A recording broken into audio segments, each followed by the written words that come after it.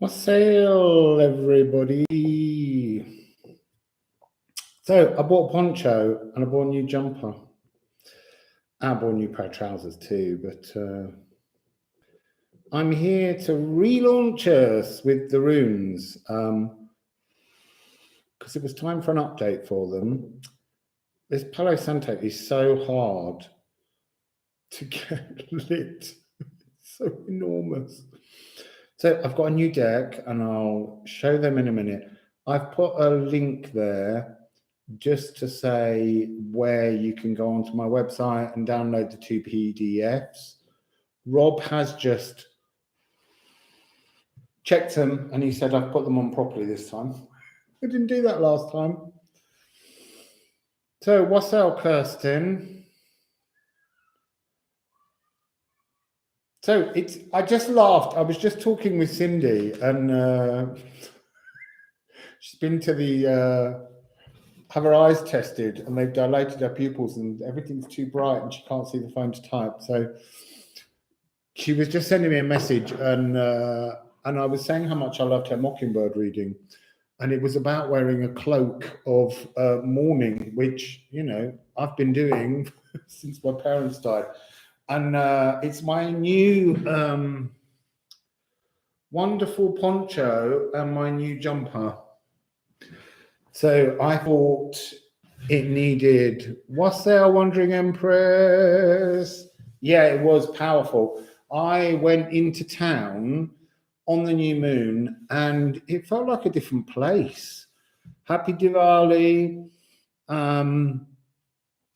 And so I managed to find shops with my poncho, a nice jumper, a pair of trousers because it's chilly. It was like being in a different world. And so I decided it was time to change all my profile images on things and just update me into a new world. Wassail Sinead, Wassail Madeline Gray. Who else have we got? Wassail Rob Oldinson. Yeah, it's even got a hood. Look.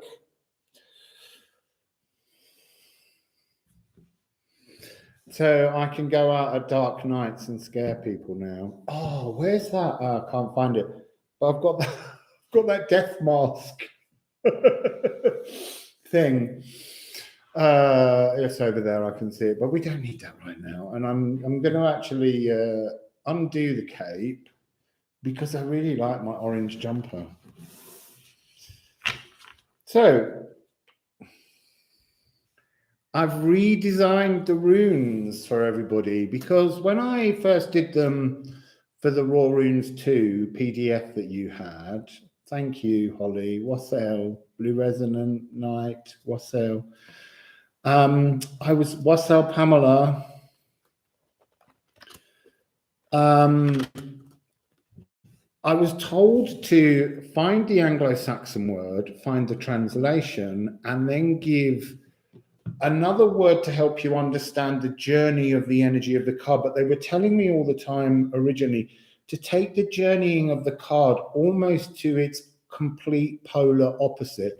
And now we're beginning, as I've been using the cards, to bring them into alignment with where they might better suit. So I thought today we would look at the runes, but also how I read them and work with them, and it might help you. There is a link, it's the very first, it's in the description box to my website, and both the PDFs are available. There's a version with the runes drawn on, and there's a blank version where you can draw the runes yourself. And actually, it's harder than you imagine. It's taken me 2 days to prepare this deck. So, Wassail Twitty, Wassail Kim J. So, what I'm going to do, yeah, Wassail Kathy. I like Twitty. I'm not sure, but I thought we would just begin by dropping some runes, you know, like 3, past, present, and future, or a linked story, and teach you all how I work this. I'm going to pull that down a little bit. So, Wassail Christina Costa. Wassail Penelope. So, for everyone that's a little bit late, we have a poncho. I've gone all autumnal. And actually, it's a split poncho that you can pin together. So, it's, and it has a hood. Just so that we're all up to speed with the new autumnal Russ and the new autumnal cards. So, yes, it's the poncho. So, I feel possibly, I'm just going to lay 3 cards down. They're very difficult to shuffle because they're index cards. They're brand new. They don't like to fall one after another. But I just enjoy them so much. I thought perhaps, depending on you guys, we'll see how we get on. Maybe we'll do a 3-card reading for each house and how the effect of this wonderful cosmic lineup that's coming on the 8th of November, because it's a really big energy. It's a lineup of the moon, Venus, and Ceres around the Earth, and they're in a complete line when you look at the universe heliocentrically with the sun in the middle. And I feel it's an energy of an emotional balance being offered. So maybe we could look at that for each sign. So let's just take 3 cards, first of all, and just give a general reading maybe on the energy of the 8th. That magical moment, the energy of the 8th.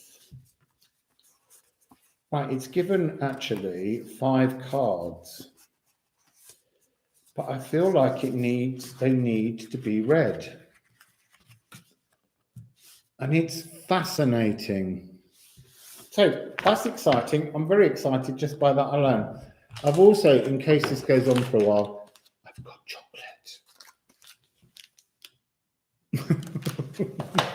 You know, you never know when you might need the spirit of cacao to enter the room and work with us. So we're beginning with yo, mothers.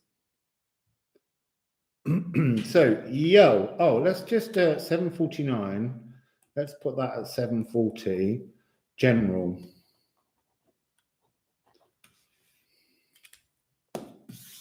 So sacral.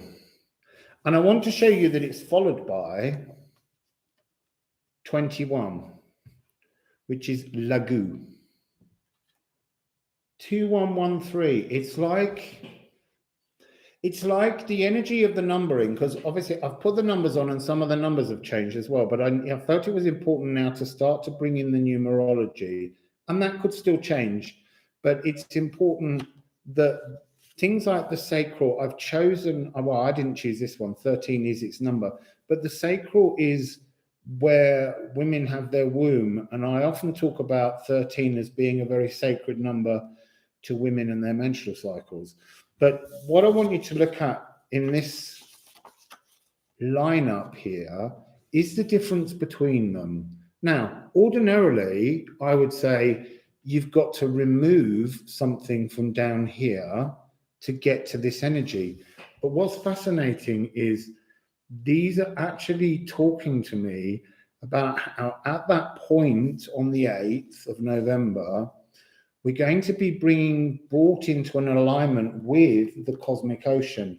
And so there's something about how simple it is for this frequency to overlay itself on us and our energy frequency within the sacral. The sacral is Ceres for me. So the 1321, that mirror, is this sense of something being added, something being brought into alignment. Yeah, I am the sacral today. I love this jumper. The weirdest thing is, they only do one size in these jumpers, and so I have to be careful when I wash it because I'm very large. But I can't wear this jumper with a shirt underneath because then it feels a bit tight under the armpits. But I'm quite enjoying wearing a jumper without anything underneath, which I've never done before. So we have the U and the sacral. Now, the next frequency we're coming to is towardness, 32. Do you see how numerologically we're removing those two ones and we've got the 3 and the 2? So there is again a connected energy in this towardness. This is the future, and this is the briars that block our future frequencies from arriving at us. And it's Skuld. Skuld is the youngest of the norms in theory because she's the future. It's yet to be composed and written, although for them, they're older than time itself. But again, you can see that you fit inside, the cosmic ocean fits inside, and your sacral, now you can't quite fit that in. So here with the sacral, you do have to do something to address the direction of your roots so that you can lock in to this frequency here. So there is an adjustment that needs to be made within the sacral. And for me, the sacral is always about accepting an ability to truly love yourself. Yes, I am naked under that jumper. Now, the next rune bears no resemblance to anything else. And for me, these are runes that came about, they're later additions to the rune cycle. And this one is numbered 56, which is an 11. And for me, 11's an earth energy. And it's called weathercock. Now, a weathercock was someone who used to change their opinion at the drop of a hat. They would be telling you one thing and then go to the next door neighbor and tell the next door neighbor another thing and make everyone believe. But it's also the idea of the weathercock on top of a steeple, something that changes direction with the wind. Now, before we had the word fluid here, and I've been asked by Spirit to put the word fluctuate so that it's more to do with the wind and less to do with the water of emotions. So it's much more now about a mental change of direction. So somehow on this 8th, as we head towards realigning ourselves with the cosmic ocean and into clearing a space in our future, we have to adjust something within our mental attitude. And it feels very much like this cosmic ocean, which is the Akashic Records, is dropping in a new seed for us to catch in our minds, for us to change our thoughts. So it ends with the most magical All Rune. And if you look at the future briars, here's the really interesting part. The All Rune, which is Weird Hamir, and Weird Hamir is a realm at the base of the Yggdrasil tree where the Norns live. Yeah, you won't find that very often, but I've been digging around and channeling, and it has another name, but I prefer the name Weird Hamir because it's got a magic to it. And for me, I haven't written the word across here because the All Rune needs to be the energy of everything. But I wrote down in the booklet that I've shown you a little bit of online that the All Rune's sort of subtitle, its energy frequency, is to be spellbound. So we're being offered a spell-binding frequency from the cosmic ocean. And now if you look at this one, this energy that almost didn't exist before, if you shrink that down, you can see it's here. So it does fit inside the energy of the All Rune, inside the spell. So you change your thoughts, and somehow, even though you've changed your thoughts, it allows your thoughts to remain in their old shape so that you are a piece of the jigsaw puzzle that fully fits. So I just need to do something else. 3, 4, 4, 11, which is 2, and 5, 5, 6, 7, 8, 9, 10, 18. It's a divine 9 in total. So the entire moment of this alignment that's coming up between the moon, the third eye, the higher heart, Venus, and the sacral is a divine moment, and it is transformative of the sacral very much in a way that only a Scorpio season can deliver to us. So, what did you think of that?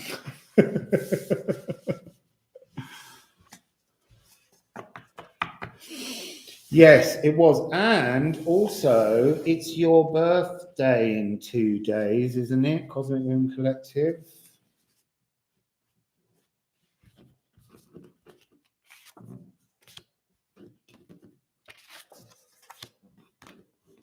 Just popping them all back differently.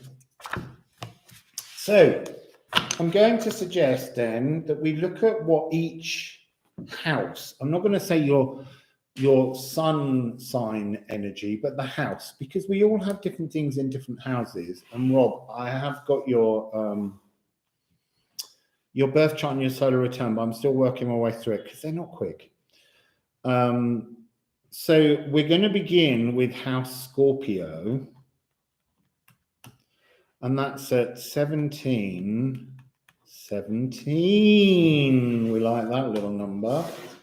So Scorpio, I'm going to try and offer you 3 cards to discuss how this energy will work in House Scorpio for the 8th of November. I need to put the 8th of November in the title somehow, because that wasn't the intention.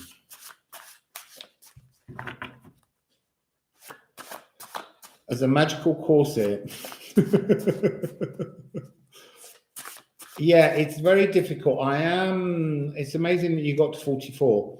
And it is number 14. It remains number 14 in this deck, but some of the numbers have changed. So it'll be interesting to see once I've gathered together. You'll see from the webpage, if you visit, there's so much work yet to be done on the booklet in terms of linking astrology into each of the cards, to finding a tarot parallel to these cards.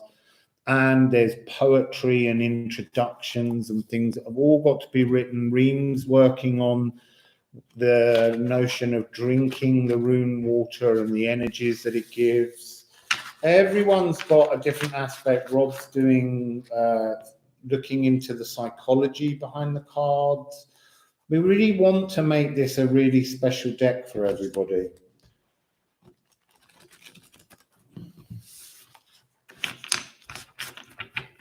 So they don't shuffle well, so I'm just gonna, just so that you can see, I'm just gonna drop the deck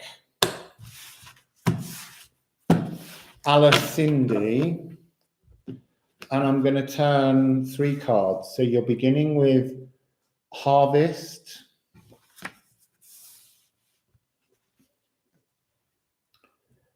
Elks,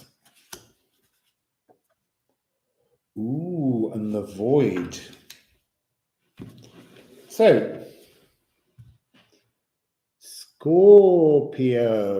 I need to look at them because I need to read the rune energy. So, let's just hold them up, and let's just, for all of you, you can see the progression through these from this one that contains the energy of this one And then this one here that's lifting up and having energies from the heaven. But it's often important to look at how do you get from this to this. I mean, in some way, these need to fold down and then this needs to slide up. So it's always about how energies move between the strokes. You're still in this card. For me, the central line is the connection of being alive. Being alive. So, I've got to put them around the other way to look at them. We're beginning with an energy of 12 frequency. The card is number 12. And this is, it's Jer or year. Often the G's are very soft so that you get this notion of year and harvest. So this is an energy for Scorpio, House Scorpio, of harvesting something. Now, if we look at the position of this being the stroke of life in our body, this is very much centering around the heart, the center of us. And so there's something about a potential within your heart frequency that has yet to reveal itself. And by the second card, it's almost like leaping upwards and allowing some kind of cosmic energy to ripple down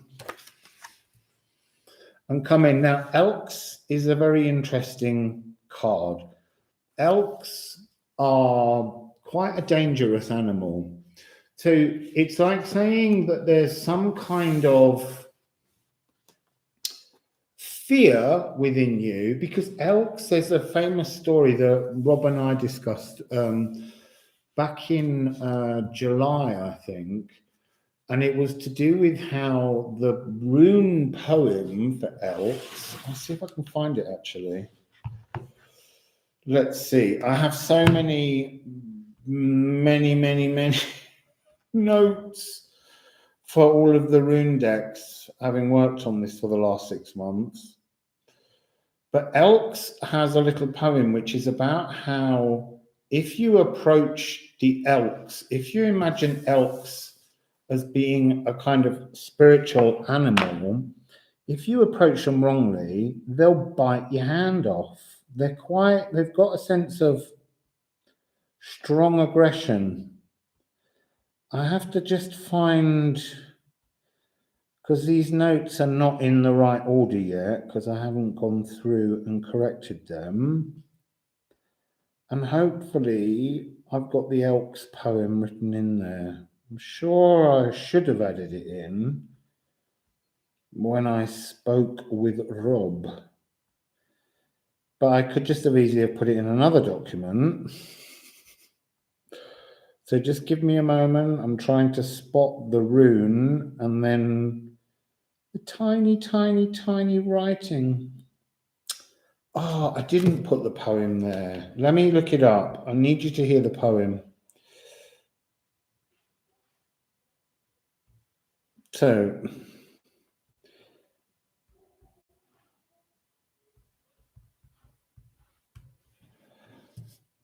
I think it's on a document on my computer and on my iPad.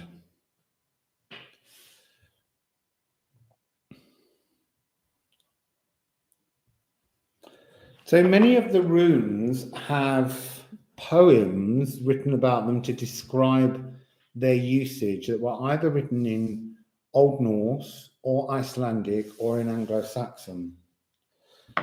So the old original German name was Algiz or Elhaz, as often called, but we want the poem. Here we go. Yeah, so I'm not going to read it in Anglo-Saxon as such because it's very complicated, but the translation is, the elk sedge usually lives in the fen, growing in the water. It wounds severely, staining with blood any man who make a grab of it. So that energy of, there's a sense of having to be cautious and patient if you want your harvest to come in. So somehow working very gently and thoughtfully. I actually saw 2 $6 cross my path when I was walking. Wow. Yeah, it is. And they are profoundly big beasts. And so there's something about the energy here that is incredibly powerful that's coming in. But there's almost what's missing here in the Gununga gap, the void, the seed, from where everything begins. And I've actually got a really nice, if I can find it, description of, it's in the document that you can all look up. How am I going to do this quickly? I'll add another page. And I've got a description of the Gununga gap because it's the void from which everything comes.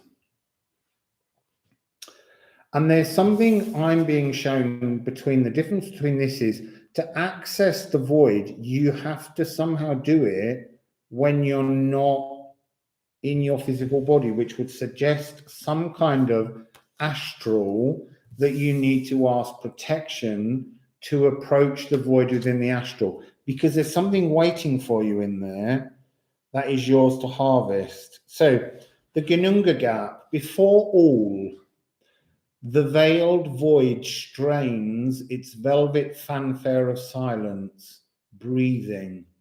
Shimmering, glimmering dust emerges, swarming and forming, fated to become something new. Life must be because the physical screams to exist. Potential without, from within, everything.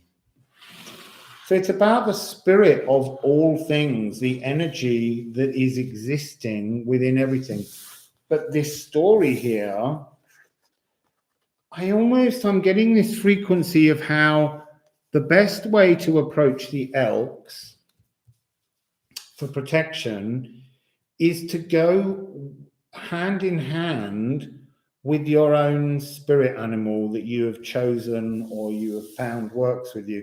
And if you can't find an animal, then you have to ask the elks if it will become your frequency for now.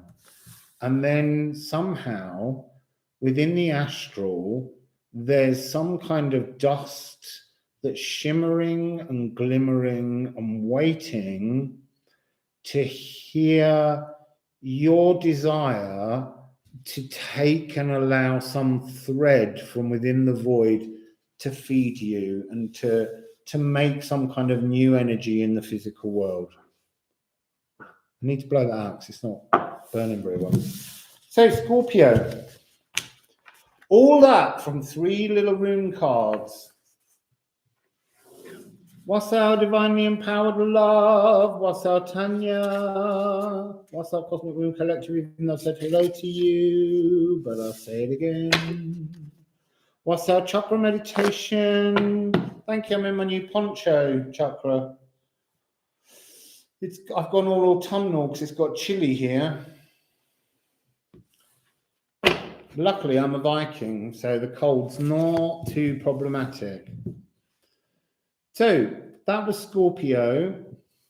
Do we just move on through the signs now and end with Libra again? Or do we go through them randomly? I really don't mind. I feel like I want to do Taurus next because that's where the full moon is. Let's do that. I'll ask you for some others, but I'm going to go Taurus next. And that's at 29:19. Taurus. So we will get Sagittarius. I just suddenly thought, let's just do this in the wrong order. Let's do it random and let's make it magical. But the new moon that took place, obviously we're going into the 8th, which is when there's this cosmic lineup that I keep talking about. The moon, Venus and Ceres the third eye, the higher heart, and the sacral, have a cosmic line up around the earth, and they're in a perfect straight line. And they're giving us something magical, and it's followed by the lunar eclipse moon in Taurus. And I've also, while doing these and chatting with my gorgeous friend in the UK, beginning to understand a whole new strain of moon rituals that I will introduce to you as we get on to the new each moon cycle. So this full moon, we'll deal with it later, but because it's in Earth and it's born of the Scorpio water, the elements you have to work with to bring about an ending, and particularly because it's magically a lunar moon, a lunar eclipse, is water and earth. It's a water and earth moon that's coming up. Oh yeah, it's Ceres. Sirius. So let's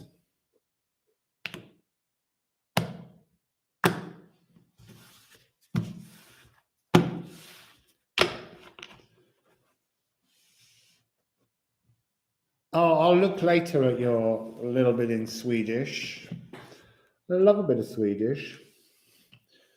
I went to, sorry, it's a bit rude of me to do that. I'm going to turn the cards, but I used to work in Sweden now and then for a company years ago, and I went to the Arctic Circle, well, almost 22 miles away, and it was so cold. It was minus 22.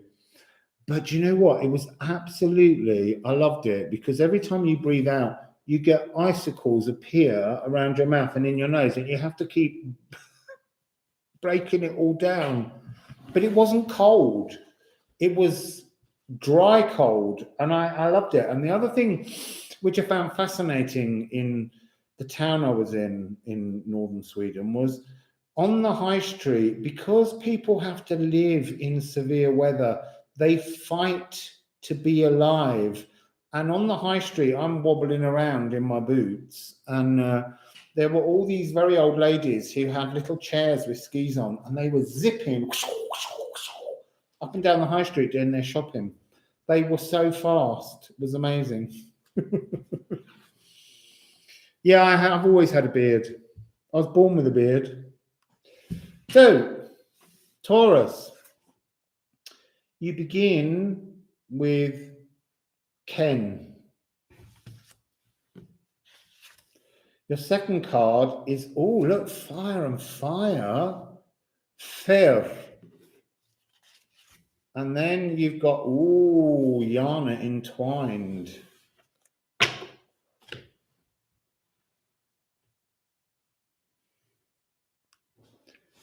Yeah, I loved it. I love the cold. I'm made for it, I'm telling you. What do we have here?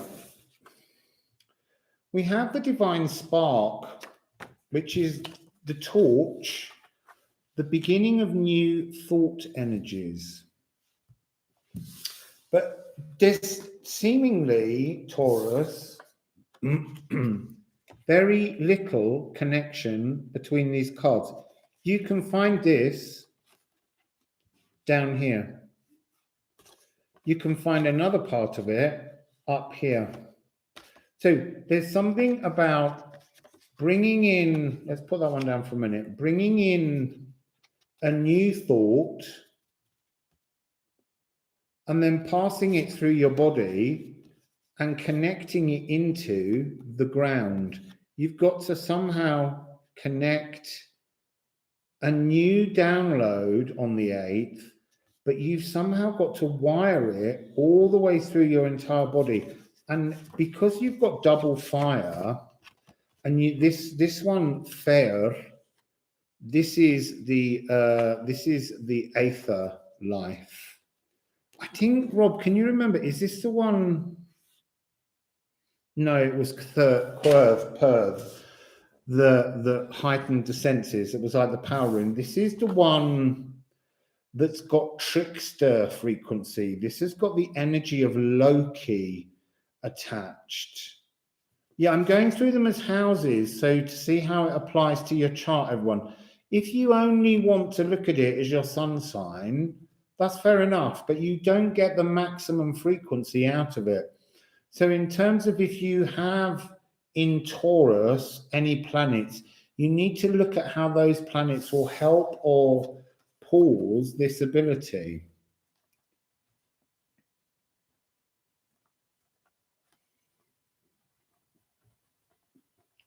Fabulous. I love the Karma Control TV radio. You're using these.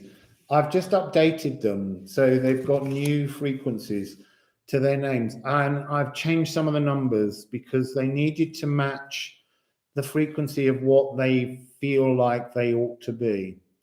So Taurus, you're being given, because of this Loki energy, I want to say I'm sensing a kind of dizziness. So this energy will come in on the 8th, and it's about aligning your third eye, your higher heart, and your sacral. But there's something about it being difficult for you to wrap into your DNA. You've got to really work to entwine this new understanding, this new frequency, this lineup. I don't want to go on about how, your fixed earth frequency, but I think it's difficult for you because this is powerful aether frequency and divine first thought. Now, the interesting thing about the moon, this full moon, it shouldn't be in Taurus. It should be a full lunar eclipse in Gemini. But it's just nipped in, stolen it from Gemini. And then on the 19th of January, the nodes will shift properly into Taurus and Scorpio. And that means that for the next 18 months, all of the eclipses will take place in Taurus and Scorpio signs. So it's something about the energy being difficult because for Taurus, you've got to really work at grounding it because you have a problem, Taurus. You have Gaia, Uranus in Taurus. And actually on the 19th, as the nodes shift, Gaia, Uranus, the planet, will turn stationary prograde. And that's the energy of busting through things. If anything has the energy of an aether, fire, a divine frequency to bring change, it's Gaia, Uranus. So it's almost like you're being given the first chance to understand where the nodes are going, and you have to weave them into your frequency to create a new seed to be planted in the fixed earth. So it's almost, I'm seeing you as a kind of gardener going in, plowing through the fields. And I think that the new moon, the full moon, ritual that I will pass on will be really powerful for you. So,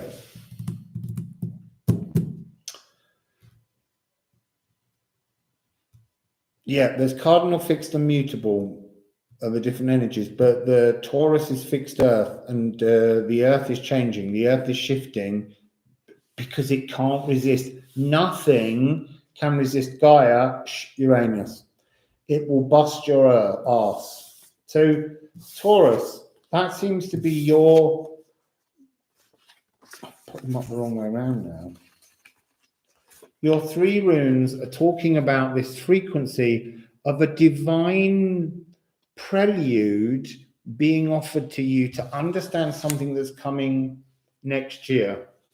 I also want to say it's got something to do with a link to the first eclipse tunnel, which will be the reverse way round of this one. It will be solar eclipse coming in from the light and going into the darkness to find something.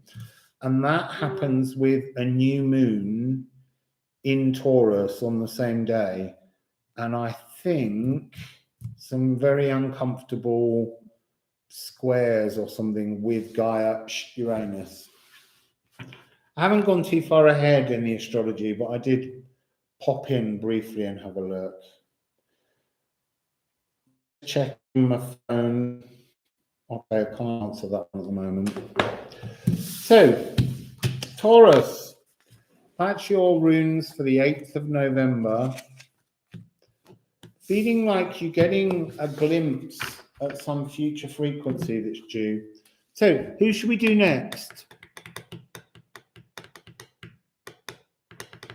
Wassail Alisa.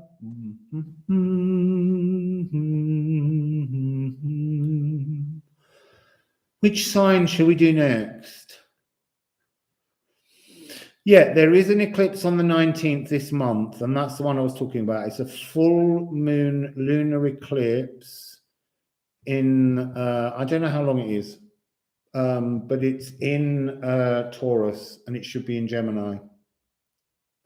Virgo, I'm doing Virgo because that's the first next sign I saw. So Virgo is 4114. Virgo, that's a mirror in itself. Then you got to look at yourselves long and hard, Virgo. Long and hard. You got to balance out the energy of that dark Persephone and the librarian. That's a story in itself. Dark Persephone and the librarian. Nothing against librarians. I have a beautiful friend, Val, who is my most favorite librarian in the world. Yeah, it probably is very long. I know that just 6 hours after the eclipse, or it might be still part of its umbra, is there. The moon moves into Gemini, so it really is just in the tail end of Taurus. Librarians are the most wonderful and important people because they are knowledge keepers and they know how to hide all the best books. So here we have the runes for Virgo.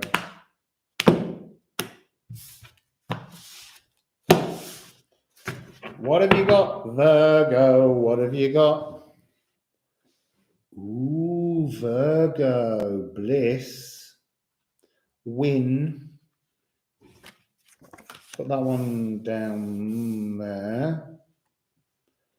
Ooh, uncomfortable bliss, thorny giant portals.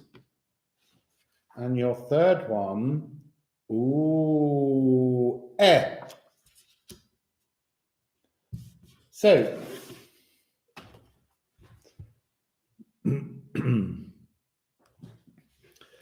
let's just hold them all up together so that you can look at the strokes of the rune energy.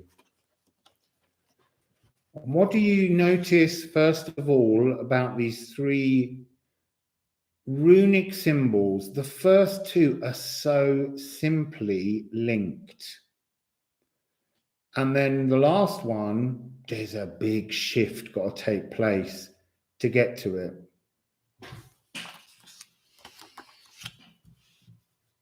So, 8-3-19. It's about being stuck and then having to move. So you start in the energy of bliss. I want to say that if we again look at this as a frequency of life, this frequency of bliss, this win energy, or vend as it's sometimes called, but I'm using the Anglo-Saxon words. This is upper body, head. So if we're talking about the 8th of November when we've got this lineup, this is about the third eye. You're getting the third eye, but there's something about this energy coming down towards the heart area, and it's suddenly becoming a really thorny issue for you. And that is thorn, naughty Virgos, not porn, although you're more than welcome to. That's got an energy of discomfort. Wassail Joyce. So what I'm seeing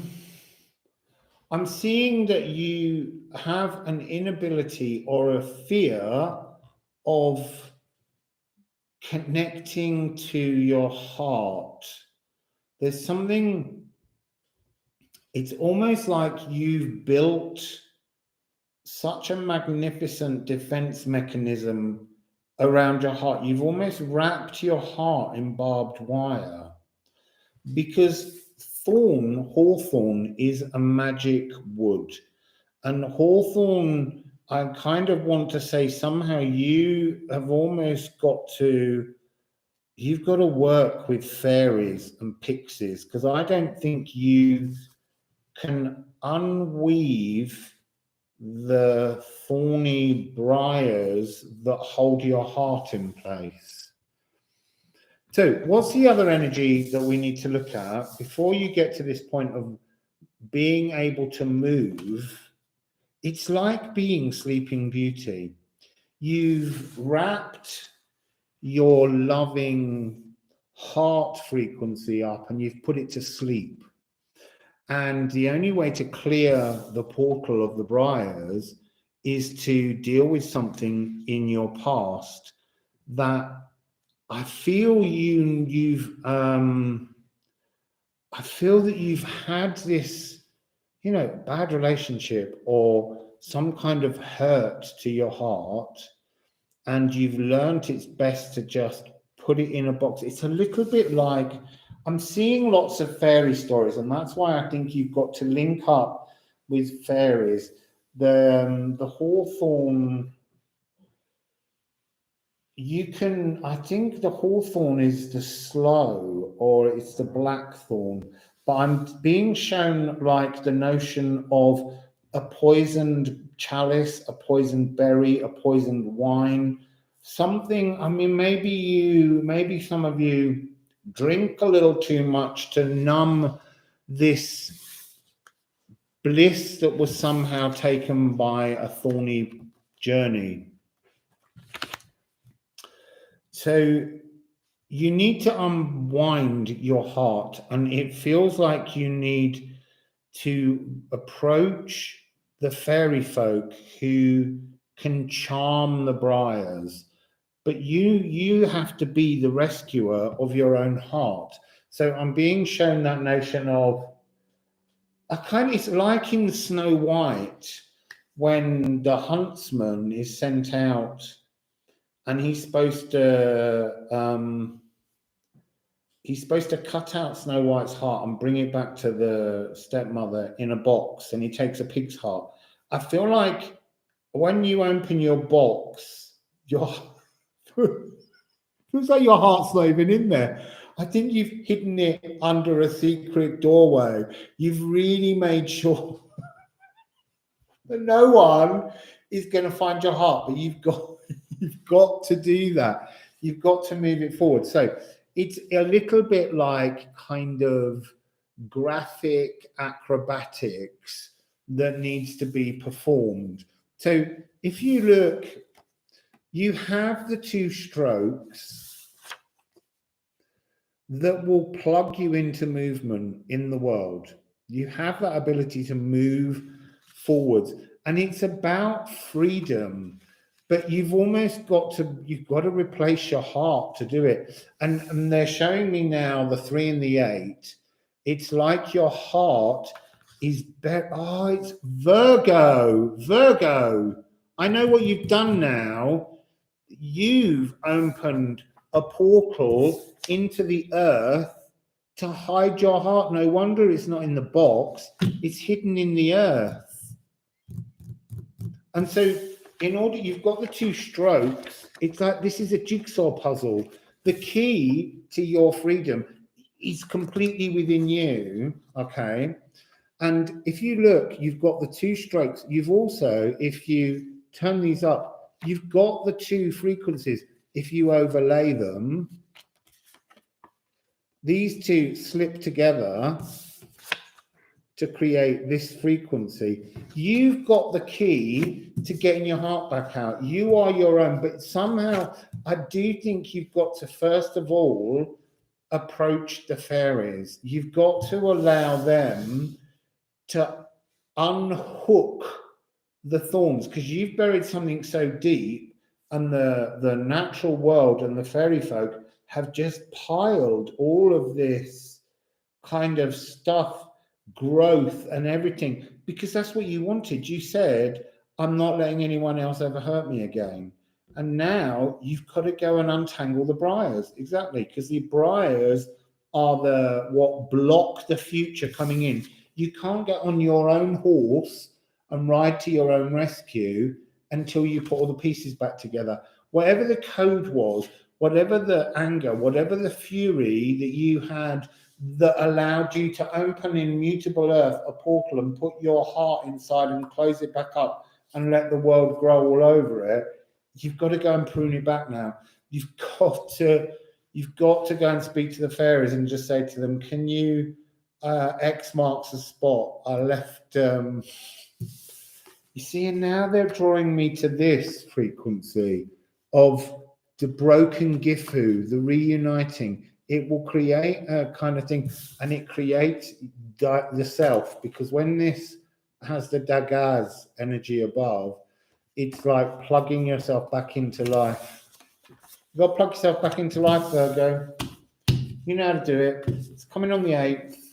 The energy will open. You've got to be ready to face your pain. I want to say you've gone, I dealt with all that ages ago. You didn't. You just buried it. And actually up in the astral, that's why there's bliss up in the astral, because the astral doesn't even know what you did with your heart. It's so void. It's been hidden away somehow. So that's you, Virgo. Who are we doing next, please? It's a pleasure. Hello, Same. Who are we going to do next, please? Who fancies being shredded on the 8th? Wassail D. Who's ready for their 8th? Look, the 8th is a really good energy. Virgo, you've got this. You can do it. Aqua. I saw the word aqua. Somebody with Stardust. Atelier Stardust. Aqua. Aquarius. Aquarius. Which is at 5307. Aquarius, we have the Raw Runes. We're looking at the 8th of November with the lineup. Right, your whole world's upside down because I've got the whole deck upside down. So, Aquarius, you can't be greedy. You can't steal all those cards. So, you're dealing with the 8th of November. The Moon, Venus, and Ceres, the third eye, the higher heart, and the sacral will come into a cosmic lineup of the most incredibly splendid energy. The moon itself on that day will be in Capricorn. So, I'm just going to rifle them once more, and then I'm going to split them. If you're interested in these runes, and I'm trying to explain how to do them, I am going to do a workshop on each rune at some point. You can, there's a, oh, look, I can put it in again, I think. Look, there's the web page, and you will find two versions of these, one with the symbols on and one with blanks that you can draw the symbols yourself, which is much better because you focus on the energy. But it isn't easy, I will say that. So you can go, and there's information on there. They're free. You don't have to pay anything. because you're also kind that you send me gifts, I return it with gifts to you. So, I need to pull the computer down. Here we go, people. Aquarius, fixed air energy, 8th of November. What have you got coming to you? Kuzma. It's got a new word. It used to be deflections, and now it's recognize.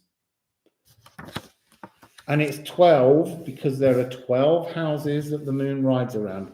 So you need to recognize something. Ooh, looky, looky. You've got to recognize your original birthright, your legacy. There is an Aquarian legacy. And you've got, you've got weekend. Not the weekend, weekend, which is the Watcher Animal Guide. And that's 64. So, yes, you can show me support, beautiful people, by going to my PayPal account, which is rustling me PayPal me at / rustling around. I'm rubbish at this.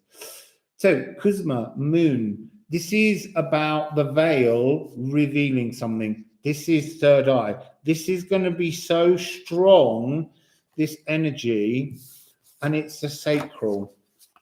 You're getting the moon and the sacral as your frequencies. And then there's a watcher, an animal guide that needs to work with you in some way. So let me just look at the energies. Okay, so I'm just it's complicated. These energies do not line up easily for you, Aquarius.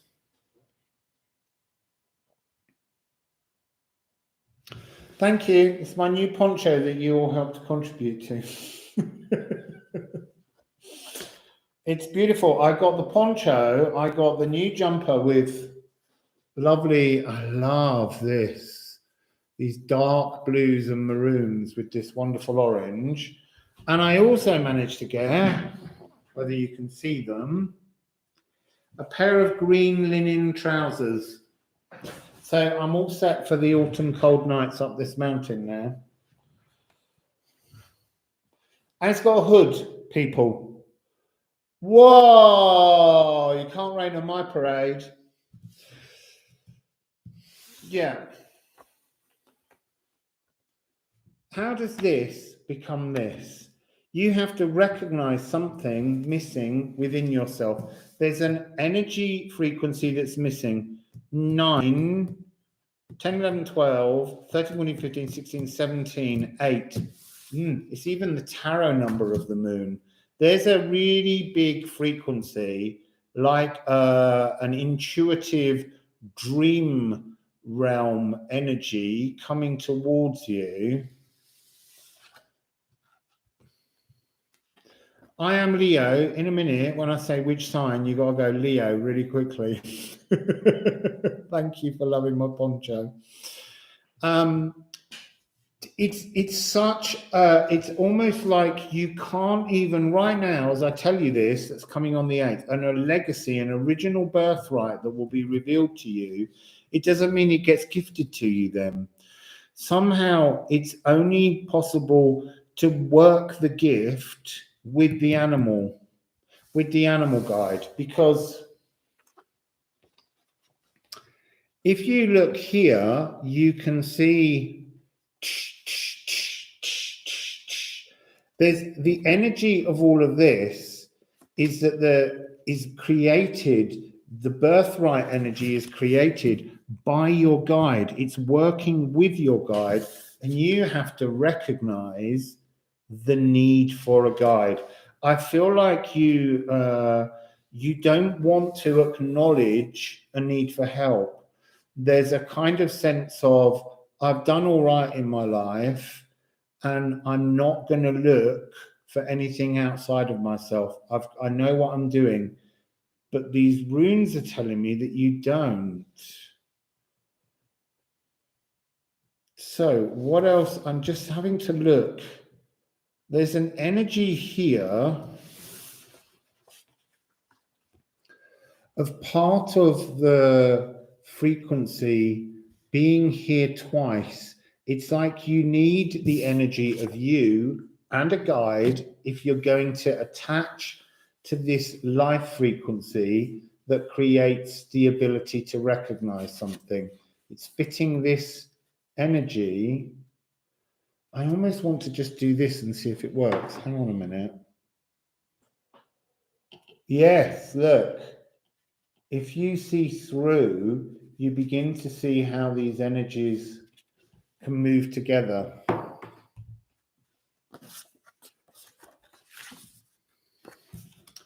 Kuzma is something that the Kuzma rune comes from the Gothic. And what I want to say is that in Norse mythology, the moon is male and the sun is female. I think you have to recognize an original birthright within you that has something to do with masculine frequencies. And that's something which your animal guide can do. There's something about hunting. There's something about being predatory. You've almost got to become your power animal to achieve this moment.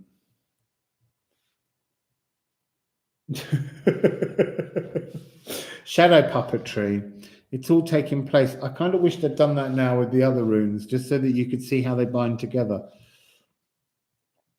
But what I think, and as I say, bind together, it's very difficult to bind these runes. Whereas, look, let's see if we can do this one. Let me just, there we go. Let's just add this. You can see this energy. Your animal guide is the way in which you connect to your birthright.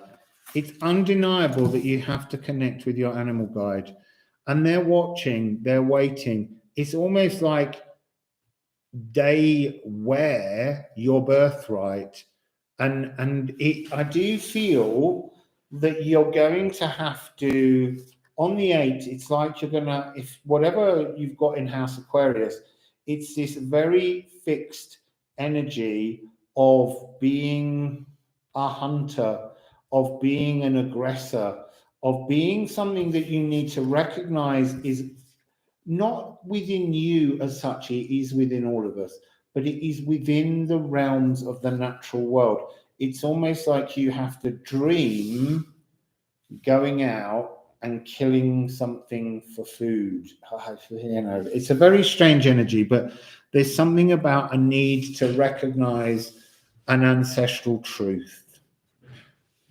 Okay, so that's you, beautiful Aquarius.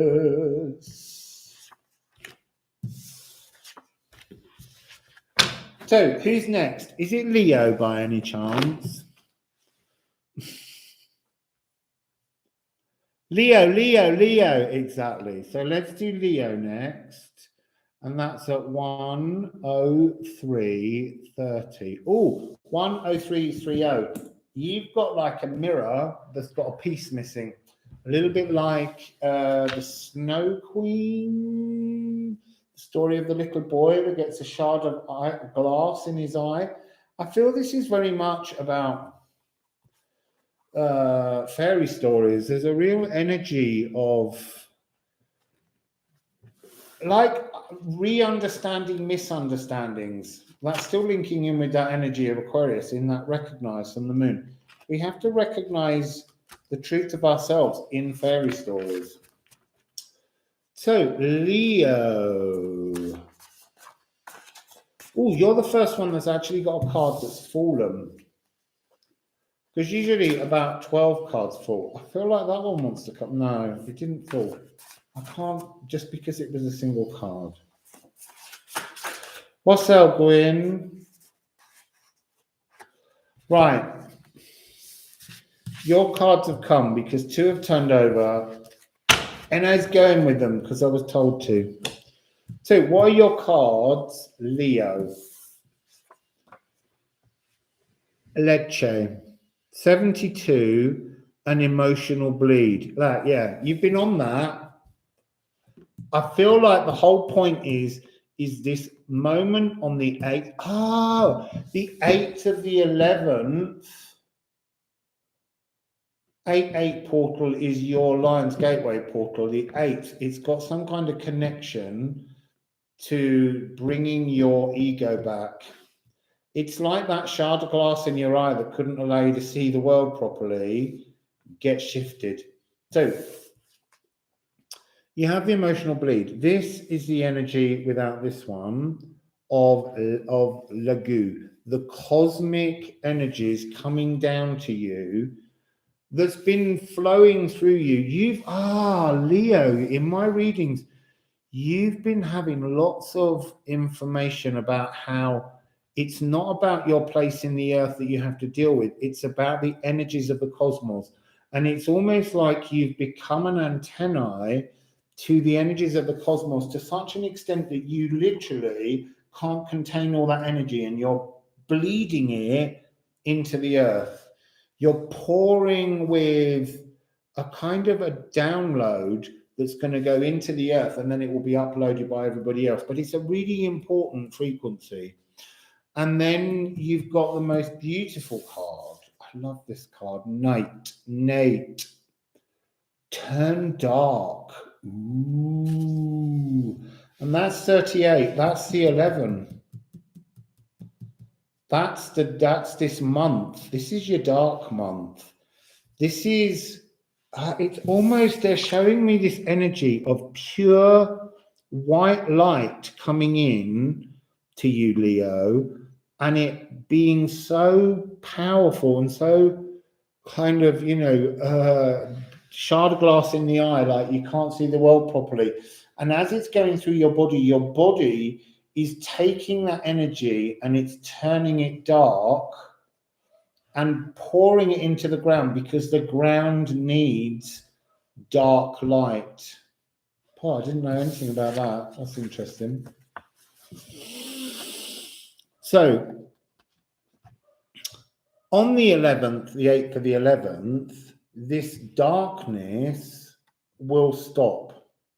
The emotional bleeding will stop.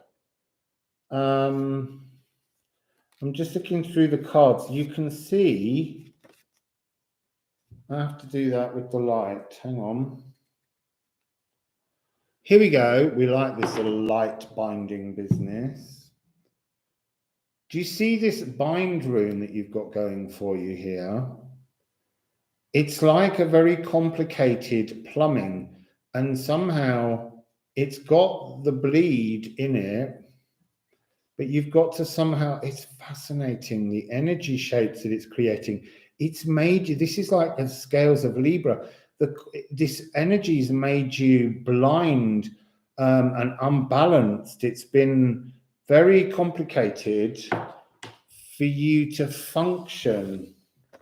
Yeah, I'm over hemorrhaging for you on your behalf. Now, but here's the good news. You can turn it all around. You see, look, these two energies, the bleed and this energy between this, and this is very much the energy of the shadow, the umbra of the earth. It's like you're feeding, Leo, you're feeding the earth this black bile, which is a really important energy of life. You're feeding this black bile into the earth. You're pouring this energy down so that it can be activated to do its job, to heal globally when the umbra of the earth's shadow passes across the moon. There's something about how that's so important energetically. And then what you get, this beautiful card, it's been renamed. And look at how gorgeous this is. Raza. Raza is to explore something. So to explore your new beingness and to alchemize the energies. It's like Do you remember the reading I did where we talked about the cosmic snake coming down and the earth snake coming up and how they needed to meet? They meet. Libra has allowed you the frequency for them to meet. And on the 8th, your heart will stop the emotional bleeding. And you will alchemize the energy of the aether light that's been coming down and this black bile that you've been spewing out. It will alchemize. It will change frequency. Things will improve. Which was the shape you saw in the sky? This one.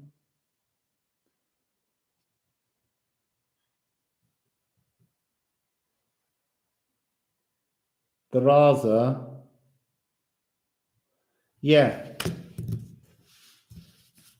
So, Leo. That's what you is up to.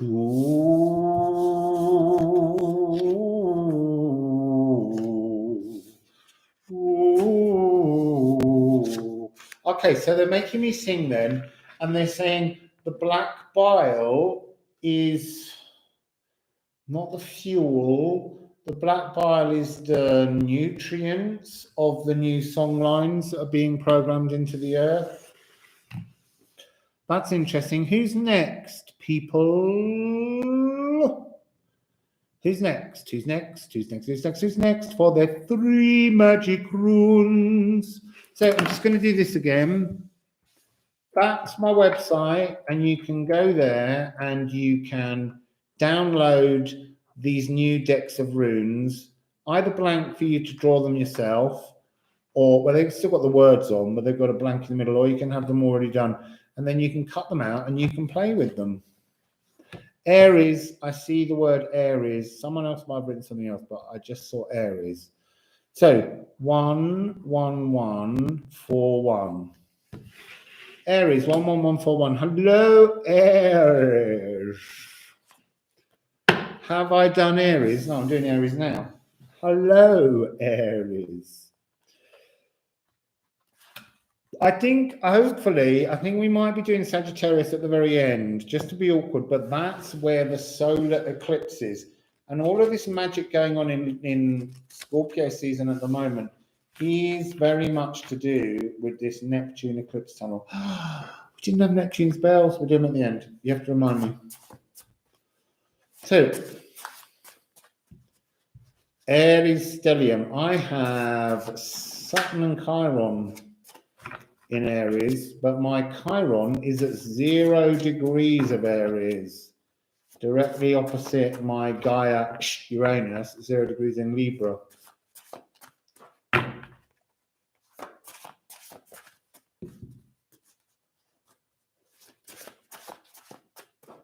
Well, maybe we should do Libra next, because I've literally just said that my 0 degrees Chiron in Aries is opposite my 0 degrees Gaia Uranus. So we'll do Libra next. Regardless of what anyone says, I'm going to write the word down so that we don't forget. So here we go, Aries. Oh, that's interesting. They wanted off there and onto there because that becomes the top pile. They're absolutely determined to be your cards, Aries. Oh, cool. Hannah. So, Was. This is such an Aries frequency. This is surprising. This is powerful frequencies. The next one. Oh, look at you. That's really interesting. And then your last one.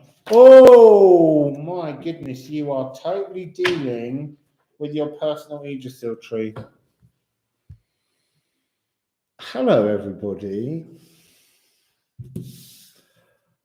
I suddenly got really hungry then when I said that.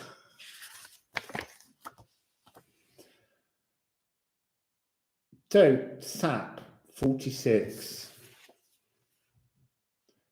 Look at the difference between those two. And this is Eshk. Eshk. I want to say, this is very rare. I want to say, put yourself first, Aries, like you don't normally, but it's important. I didn't finish showing you the three. Now, these two are part of a tree cycle that's about pruning and growing and living life with your Yggdrasil tree. But this one comes earlier.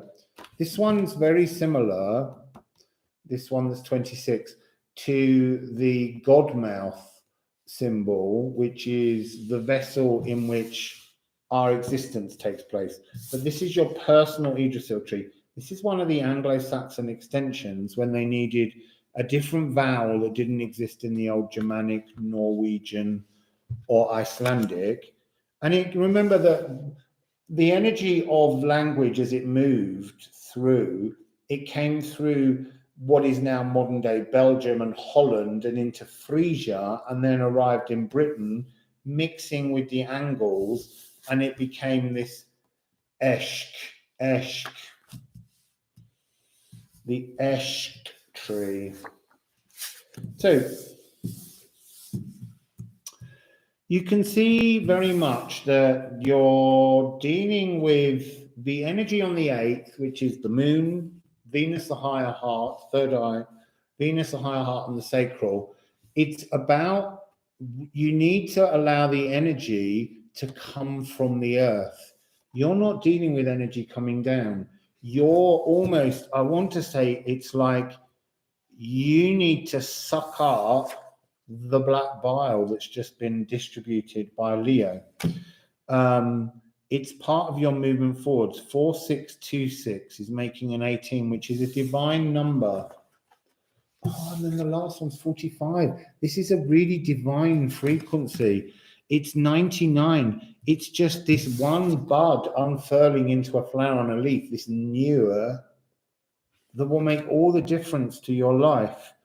So, why am I seeing Aries frequency sap rising is a kind of thing that happens during Northern Hemisphere springtime. And that's why this card feels so Aryan. It's about, it's almost like a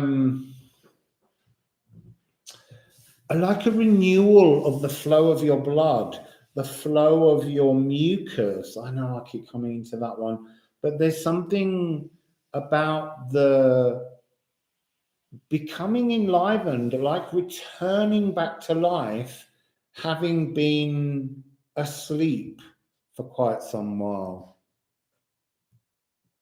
Yeah, I know. I'm not sure how I feel about sucking up black bile, but I do know that we've got to look at the humours, because we've lost touch with the energy of the humours and how the humours balance with the different elements.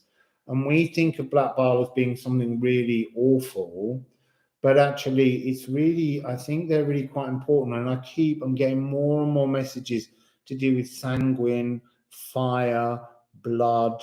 I'm getting more and more messages to do with mucus and water and cups, especially during this pandemic where people are losing their sense of taste and smell. There's something about this new, yours is an upgrade. So you're getting energy from the earth, which is lifting the frequency through your sacral. It's like for everyone else, this is an energy that's coming down. But for you, this seems to be an energy that's rising. Sap rises. So there's something renewing, but also original. That's what's so interesting. It's like, I want to say, the black bile they're showing me is kind of like ancestor stories, because ancestors more often than not are in the land. You know, even if they're in coffins and buried, at some point the energy of your ancestors is within the land. And a lot of the work we've been talking about cleaning up the astral, this is something about storylines, songlines feeding you a kind of new impassioned energy to grow like a spruce or a pine. I know it's ash, but there's something about they're showing me a decorated Christmas tree, like you're preparing to decorate yourself with new leaves. So almost to create shade for others, Aries. It's a really comforting frequency. And what's so lovely is it's like your buds will flower before everybody else's, because so far everyone else is dealing with this energy on a higher cosmically astral level, and you're bringing it up from the earth to bloom, to blossom, almost to scent, to return scent as the flowers open and attract the others. It's like you will be exuding some kind of intoxicating, impassioned frequency. You dirty boys and girls. There is something of the seductress or seductor. There's something aphrodisiac about your frequency, like others will want it. So that's interesting, you dirty beasts.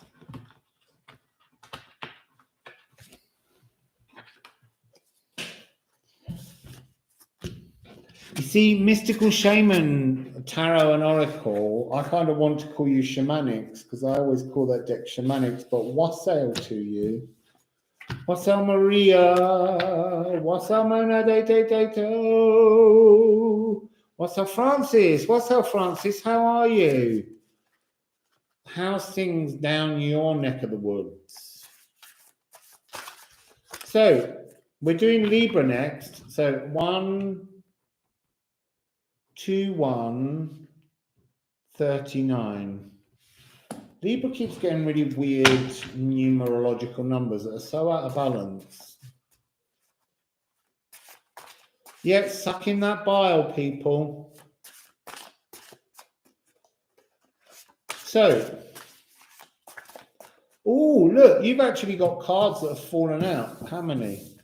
2, 1, 2. We just need one more.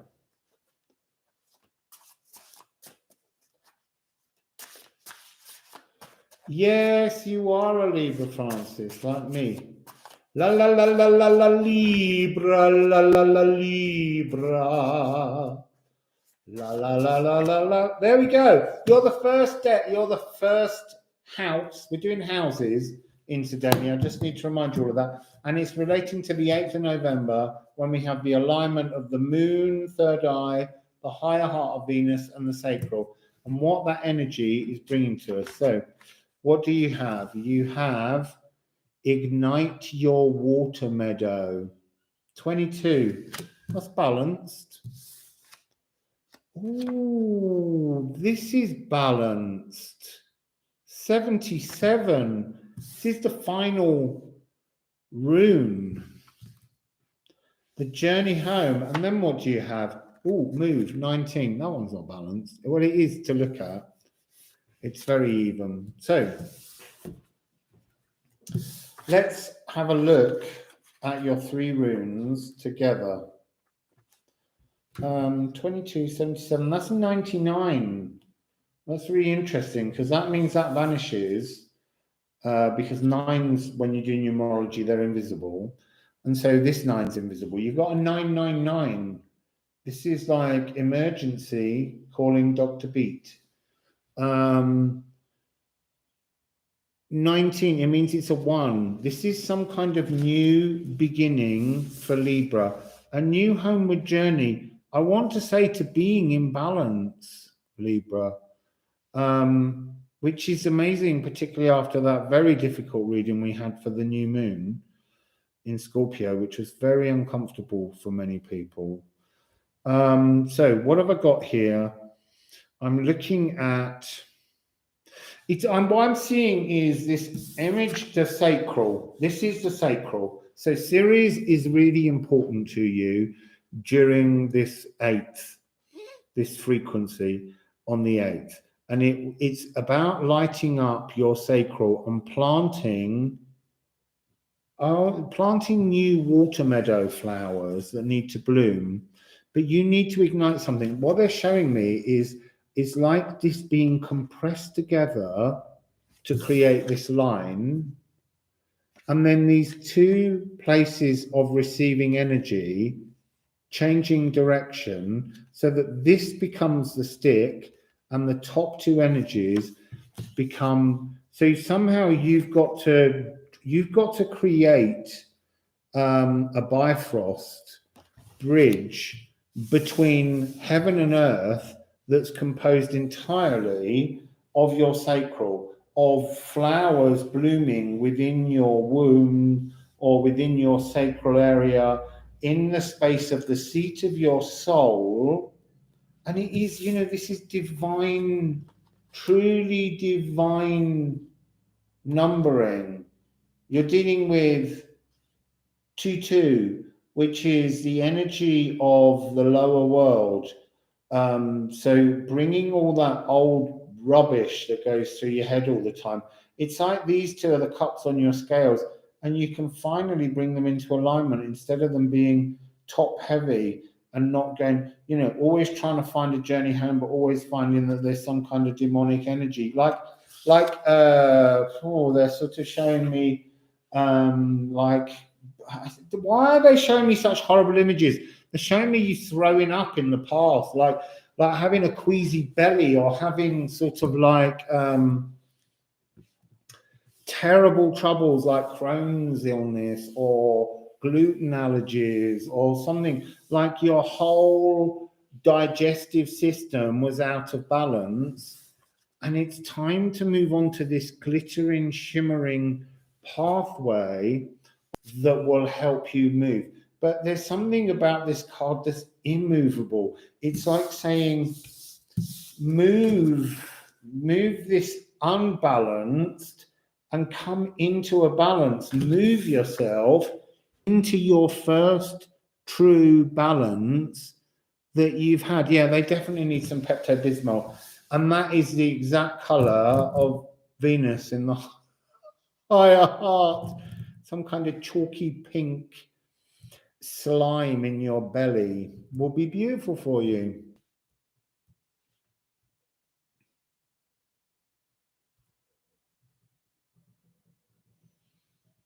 So, what else am I getting? I am getting that sense of this idea of showing me the vomiting of the past, to show me the illnesses of the belly. They're related to the fact that you, on the whole, Libra, put everybody before you. You're out of balance because you never balance yourself. You balance everybody else. So there's something about this balance coming in. Look, if you've got some sort of problem stomach, I'm not saying go crazy and eat a load of rubbish, but there's something about an energy of calm. I'm being shown this ignite the water meadow. I'm being shown little tiny, like grape hyacinths rising up and blooming from within, to suggest that there's some kind of bloom of biome that's coming towards you as this alignment comes in. Yeah, stick with plant-based diet. There's no problem with that. But you just need to look at, there's something about adding in things that you don't think you like. I'm not saying suddenly go and eat a load of things that you think you're allergic to, but there's something about you being past this point surprised at the strength of your own stomach. Iron-bellied is on its way. You are the metal scales. You are the only one, that is proper, not made of some kind of animal or human frequency.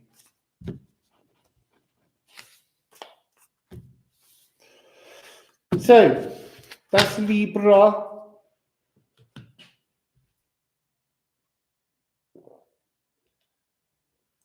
Who wants to go next? Yeah, Rob Revere, Dangerous Man. dangerous man. They got the horse right here. His name is Paul Revere, and if me got can do. Can't remember the words, but it's got something about Paul Revere in it. So we've done la Libra. Saggy, I'm keeping Saggy to the very end. I'm really sorry, Gemini. The reason I'm keeping you to the very end is because there's some kind of link to the solar eclipse, which is in Sagittarius. So I want to get to you at the very end if you can be patient with me. I'm really sorry. I don't know why. I think there's some kind of magic message. Oh, Gemini, I didn't write down the time. Gemini, 1, 30, 30, 41, 42, 44. Hello, Gemini. Your numbers keep moving. That's really interesting. Don't get ahead of yourself is what I'm hearing in my head. Don't get ahead of yourselves. Get me to the eclipse on time. I'm getting married in the morning. Ding dong, the bells are gonna chime. Pull out a stopper, let's have a whopper, and get me to the church on time. What's that got to do with you, Gemini?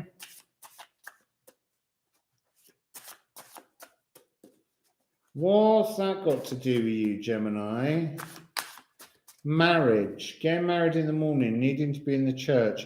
You were getting ahead of yourself, and that's like making sure you're not going to be late to something. What's your fear, Gemini?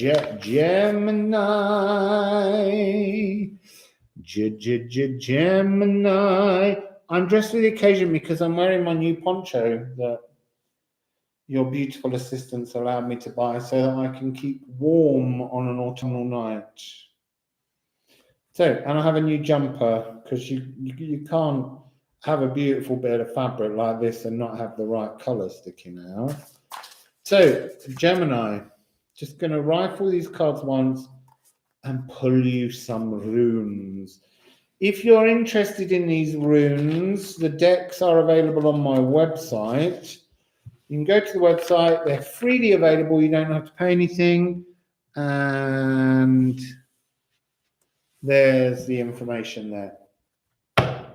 They're blank ones or there's the printed ones, and you can draw them out yourselves or just print them. Oh, look, this is the beginning. Like getting ahead of yourself. You're at the start. It's like you can't get out the. That's again. It's like a horse race. His name is Paul Revere. I got the horse right here. Oh, look! You have got the solstice, and oh, it's a healing. It's a healing, Gemini. Still don't understand why I'm getting married. Marriage, sun and the moon. Sun and the moon. Listen, Hannah, I love doing these runes. Rob's doing them. Cindy's doing them. Reem's working on them. Reem's writing at the moment how she's getting intoxicated on rune water. And Rob's digging into the darker side of the psychology behind the runes. Oh, and you can look, Penelope's just reminded you can also send me some money at PayPal me/Russell. So you may as well enjoy yourself here because Cindy's not going live this evening. So you got to make your most out of me. I want to show you the outer two runes to start with. So, wealth and livestock and the cunning healer. This is the cunning woman. This is healing frequency. And look, 161. I need to put them the other way around. Right, so wealth. This is where we begin life.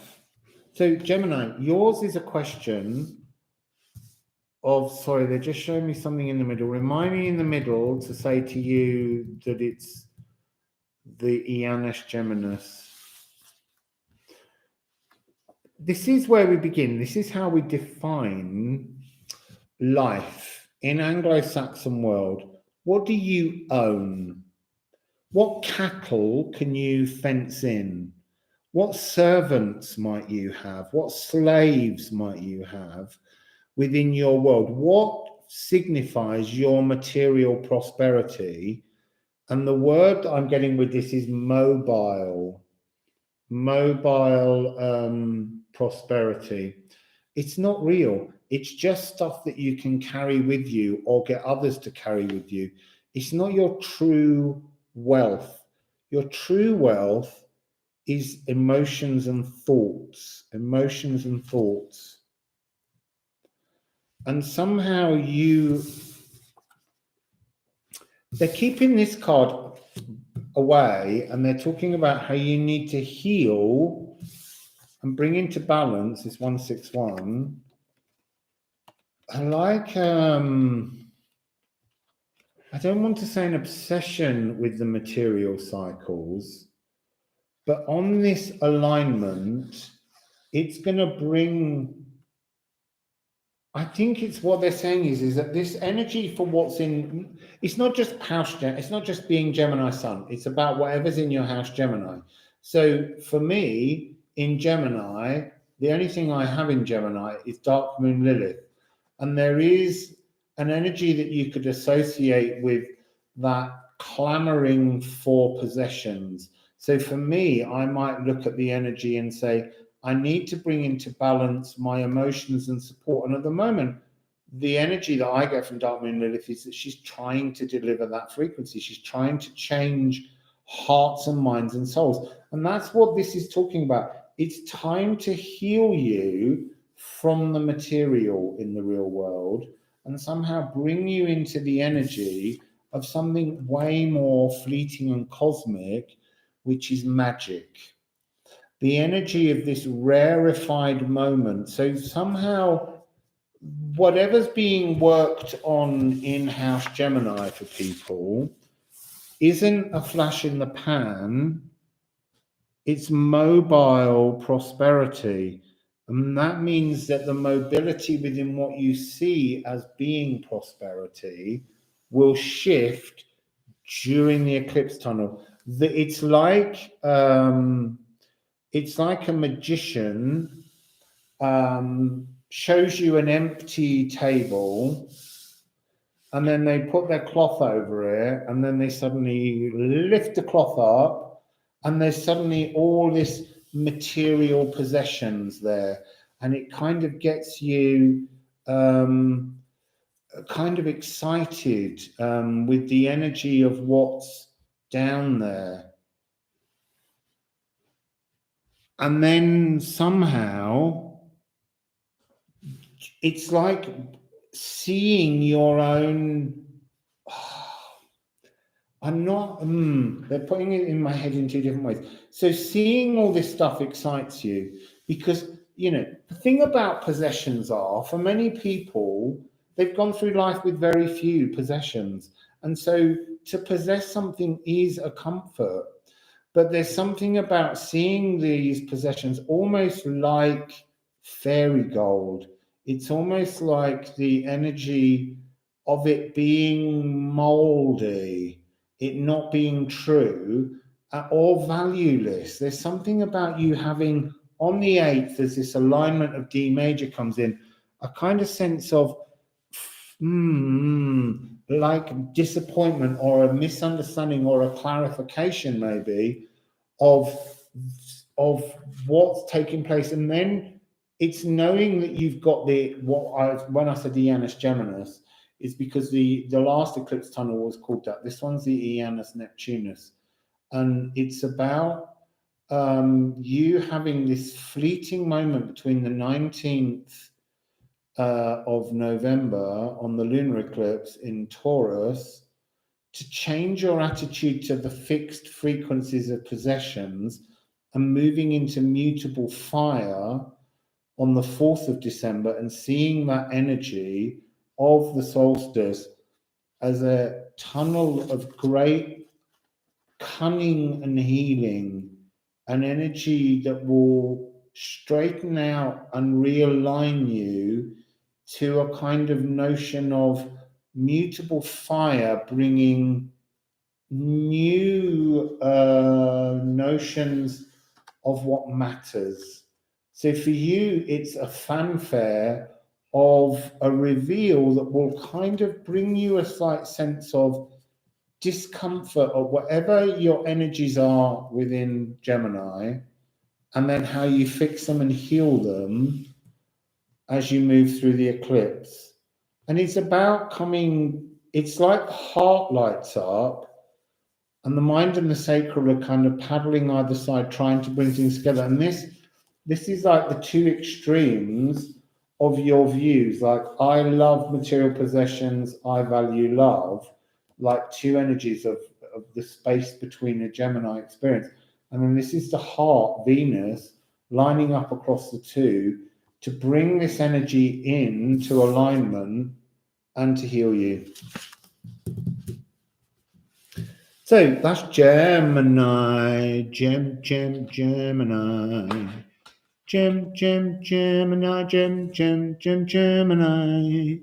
Who's coming next then? I'm not sure we've got left, but if you name a sign and I've already got it, I'll say you can't have it. Pisces. Yeah, we haven't done Pisces. P-I-S, Pisces. 14141. That was interesting. Wassail. Who are you linked to? Virgo. Pisces. Pisces. So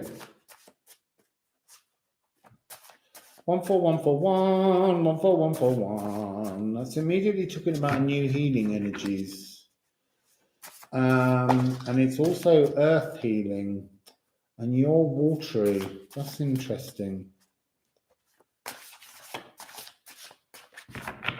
The fishes have been very patient. Oh, you can't have that many. They're now being greedy. I know. I'm getting quite good at timestamps now. I'm getting it in my head. You have to do it. I know. There is a kind of fish rune, but it's disguised. It's actually card 51, which is swelgeness. The whirlpool, because the rune symbol developed from a fish symbol like that and eventually became the TH sound. That's too many as well. Sorry. But actually, that was Future Briars. I thought that may have been the swelgeness. It was one of the norms. So we're not getting them to fall, so we'll do a Cindy. Oh, that's not what Cindy does. Cindy is much more organized.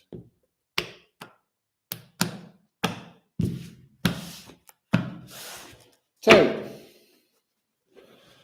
Pisces, what have you got? What have you got? What have you got? Way! It's Rob's favorite card, Wendhorn. Time to unbind yourselves. 35 and 8, it's a change. What's your second rune? Ooh, fair. Fire. Something steamy. Also, you've got 353.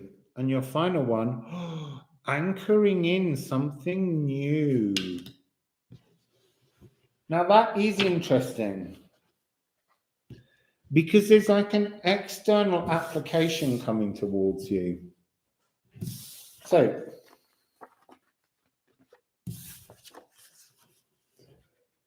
do you see how that is within that, but with the added two squares? But to get from that to that, you've somehow got to turn something around to realize the potential of having two limitless frequencies coming on. You've also got 34 and 35. It's almost going backwards though, because it's 35, 30, 34. You've got to clear something out. This one's coming in as the energy of the lineup on the 8th. So it's the moon, it's the heart chakra, and then the sacral. It's this lineup energy of something that's coming towards you that's inevitable, but it brings a change to you.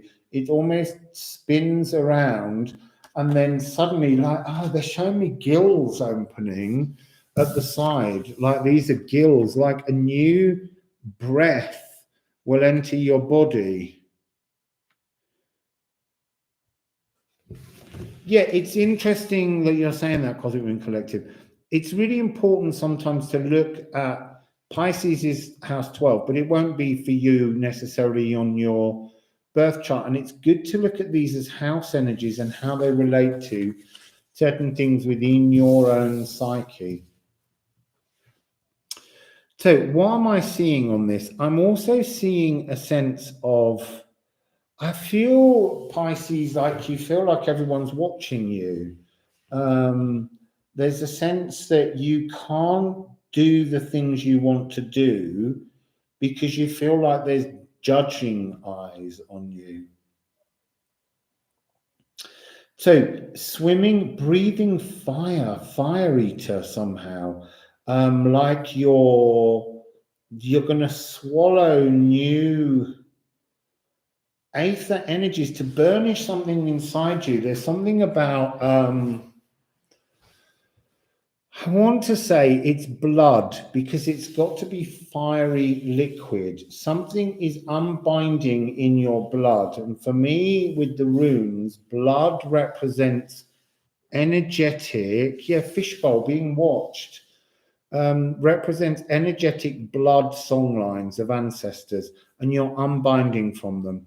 Probably in the astral, but you've got to burnish them off. You've got to pull up the stories and apply the fire like a kind of black lacquer, and then you've got to clean it off and see the shiny new you that's underneath. And it is about breathing anew. It's almost like coming back to life. It's like being woken from a kind of heart attack or something. That, you know, I'm seeing there's an sad fish.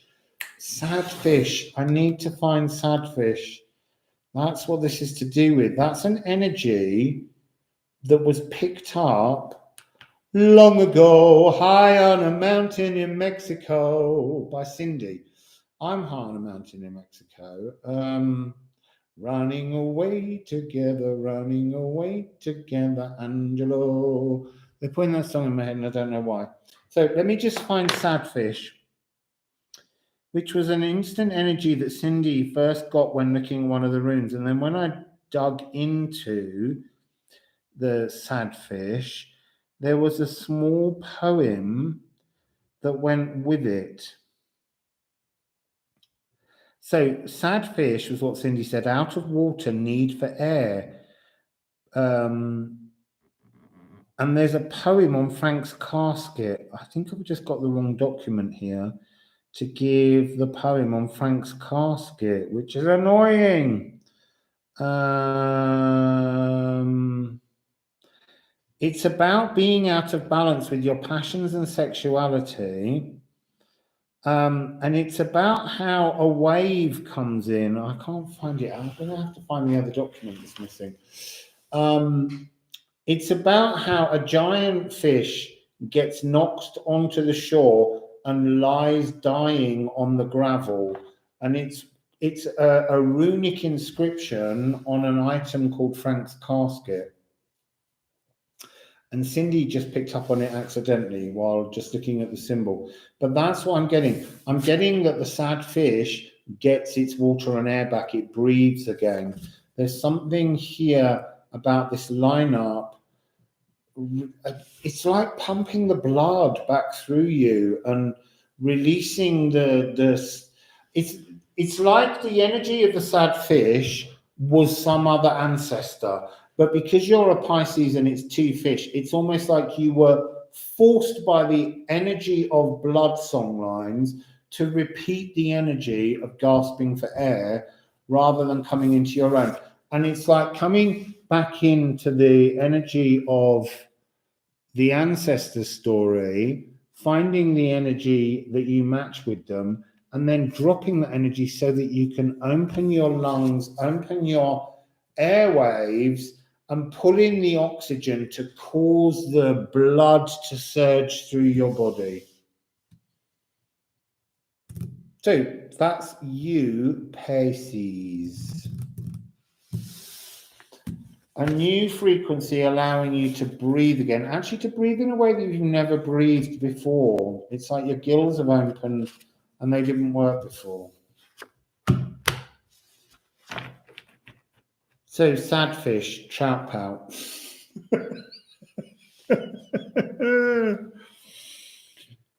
Feels like a lungfish finding water again. Yeah, it's about breathing, getting some kind of new energy. Oh, have a nice time at the post office. I am Leo99.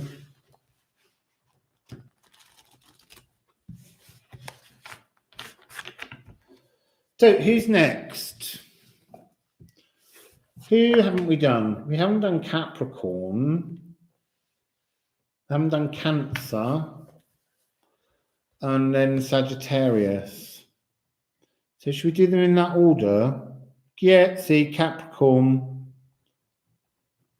Cancer, and then Sagittarius. So 1, 2, 3, 4, 5, 6, 7, 8, 9, 10, 11, 12. That's everyone then. So Capricorn, cardinal Earth.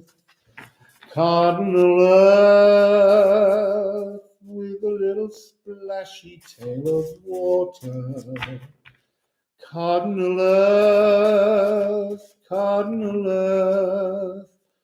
with a splashy little tail of water. You got cards here, hang on. 1, 2, need one more.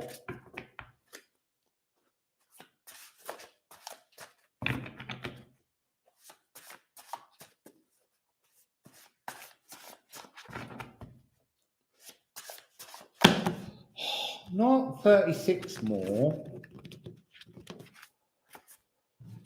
It's way too many. I just wanted to see that card landed on this card. You began with Godmouth.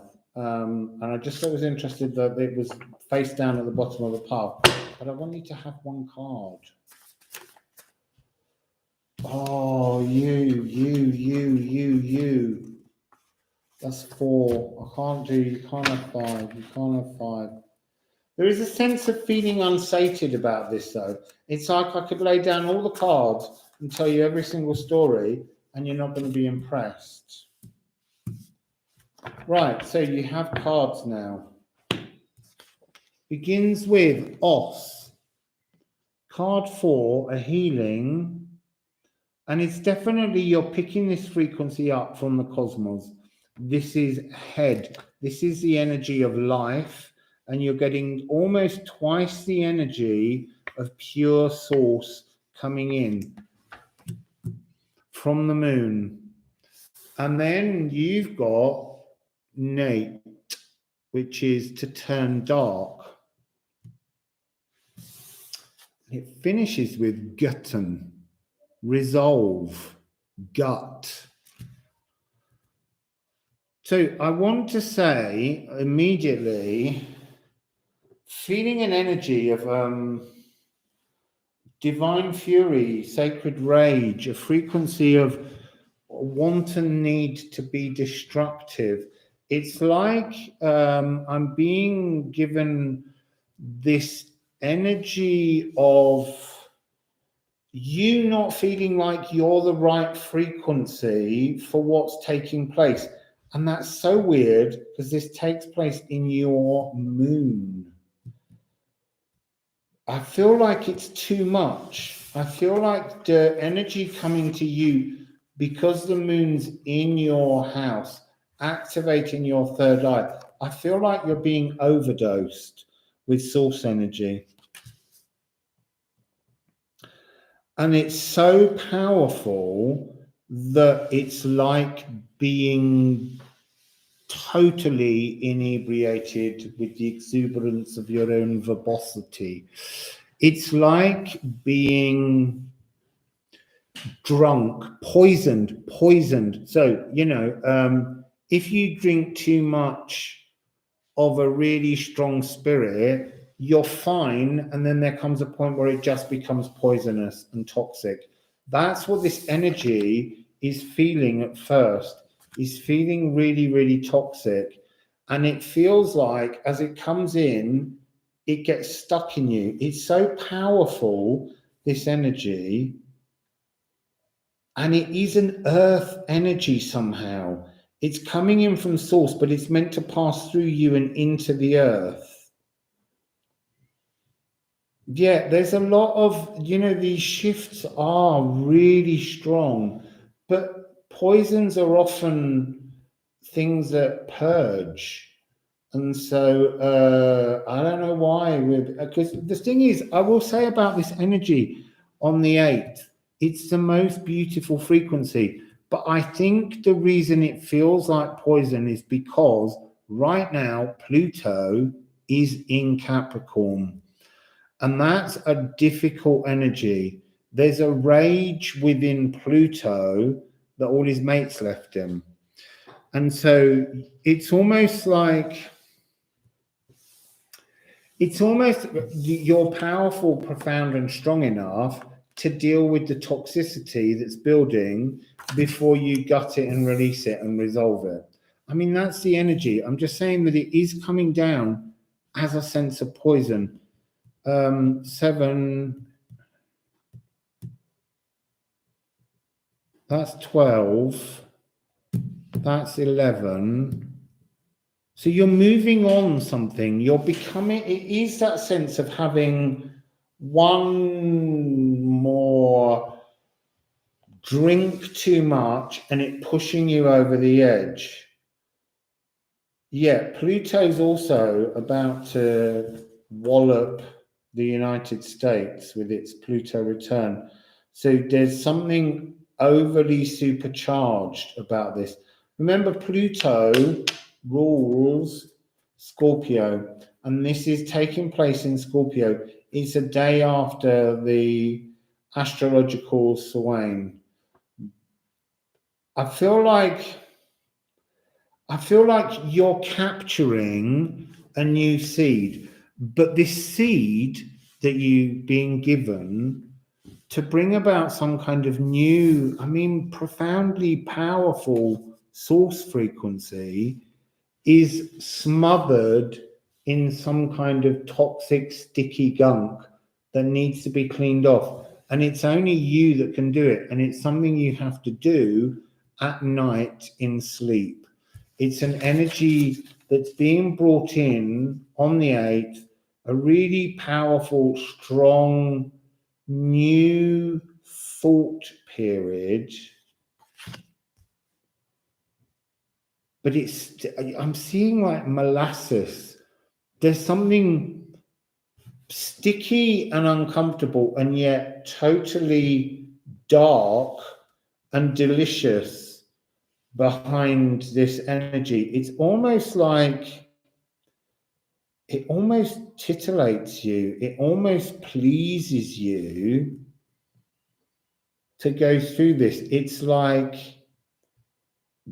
bring it on.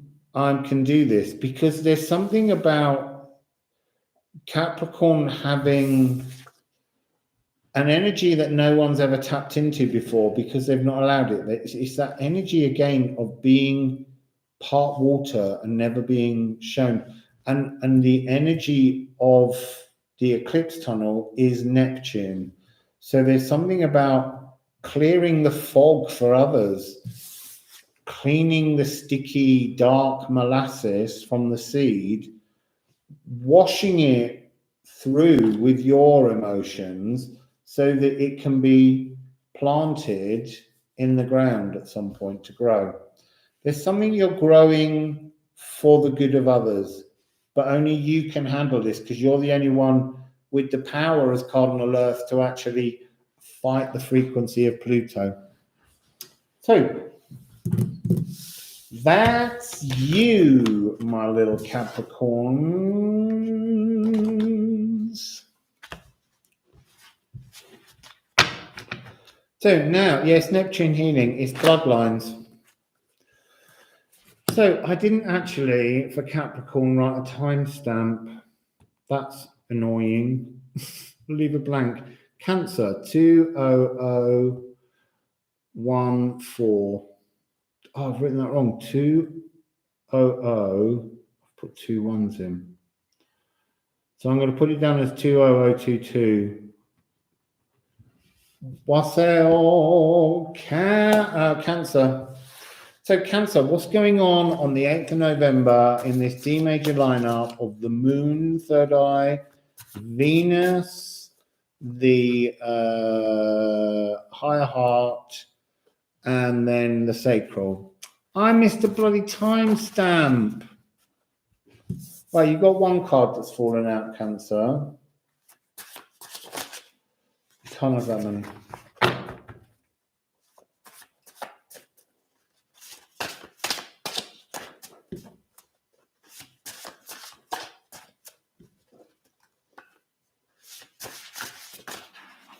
You can't have that many.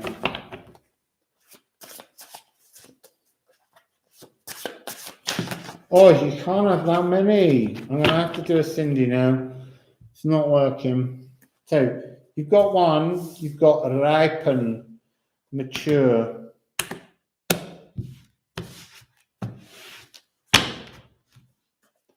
The next one is, thorn, not porn. And then you've got, ur. 2. Grow up, won't you? 2. Thank you, Cosmic. Oh, I put them the wrong way around. I need to look at the runes and then I'll show them to you.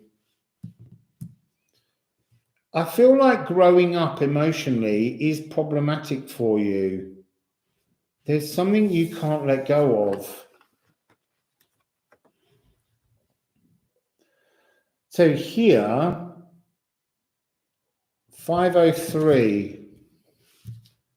You see, they're pointing into my head 501s, the genes, and saying that you don't fit your genes anymore. Like you don't fit the version of your life and you're not willing to move forwards to this untamable energy. There's something about your truth that comes through on this 8th of November that's uncomfortable to face. Someone else had thorn in the middle. So ripen. There's things you have to release. Old energies. Bye, Hannah.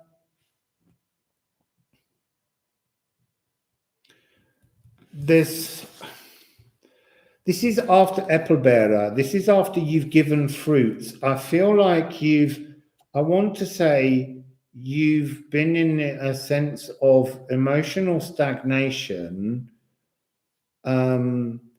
because you've done this thing in your life where you've gifted people with wonderful things. You've offered people sublime moments. You've reached out to others to bring some kind of frequency towards them, and nothing got given back to you, and it's bothered you. And they're saying to me, if you don't give freely, you don't get a return. If you give wishing for some kind of return on an investment, you get nothing.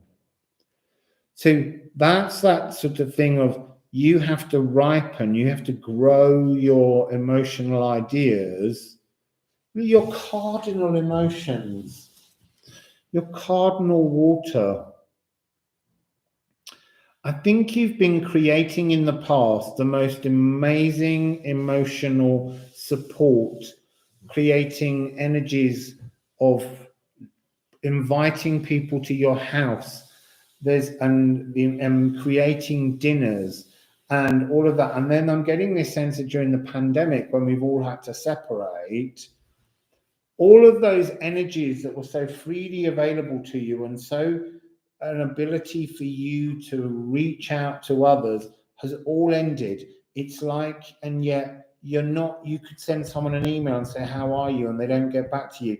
There's something about you needing, not a return on investment. I did say that before, but needing an emotional recognition. It's, you've lost the ability to be emotionally recognized somehow. Capricorn was 13 minutes ago, so I'm just going to put minus 13, and I'll come back to it and work it out. Thank you. I'll be 77.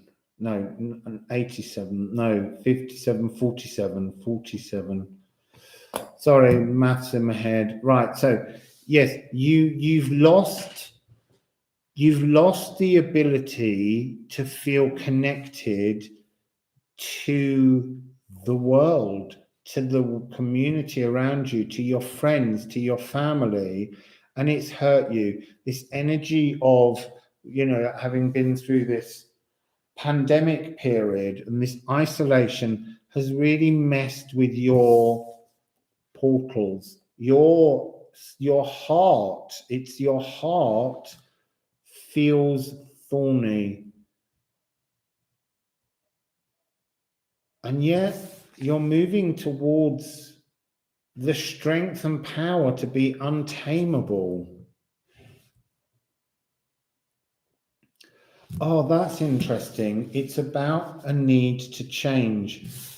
505. So that's a completion and a new beginning, but it's 2 5s. It's that energy frequency of change to push forward. But there's something about, I feel like this untamable energy is almost unrecognizable in yourself. It feels like a new beingness. Yeah, 505.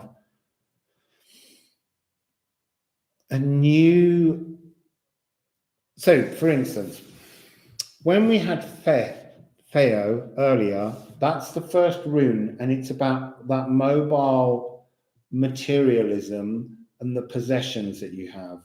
This is about being free, running like wild ox, being untamable, but somehow you've got to pull that from within your heart. It's like, I feel like you have a resistance to receiving wisdom, because there's something about this card that's mature, grow up. I'm not accusing you of being a child.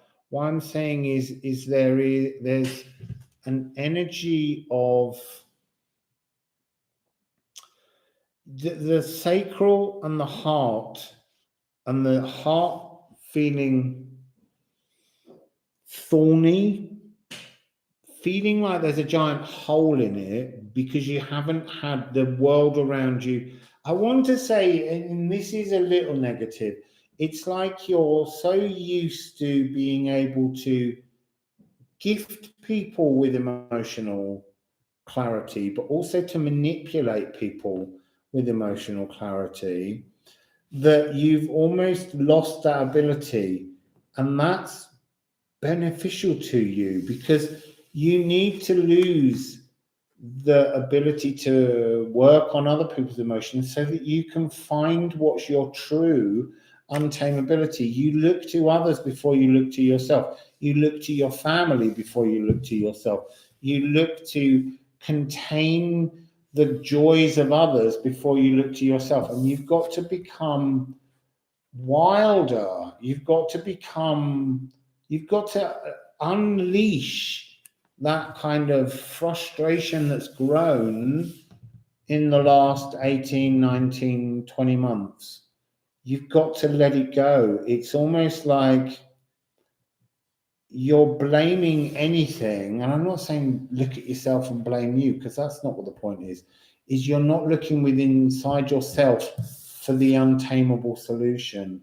The freedom that this moment should have brought you to not be thinking about others. But it's like a Libra energy. You don't know how to look after yourself. You don't know how to be yourself. You're only yourself in the reflection of others. You need others to balance you. You don't. You're perfectly balanced when you are more untamable. Boundaries. Don't allow people to set boundaries to hem you in. And you've been reaching out for people almost so that they could shut you back in the boundaries because you feel a bit lonely walking on the moors alone. But you're the ox here. You're meant to have an untamable freedom that you should be enjoying. So, that's you, Cancer, from 3 runes. This is the power of the runes. You don't need that many. I mean, I'm terribly guilty of just chucking loads and loads of cards on top of things. But if you just sit with them and look at the frequencies, you'll find it's all good. Enjoy your dinner, Rob. I'm getting some dinner because I've only got one more to do, and that's Sagittarius. And then I'm off to dinner.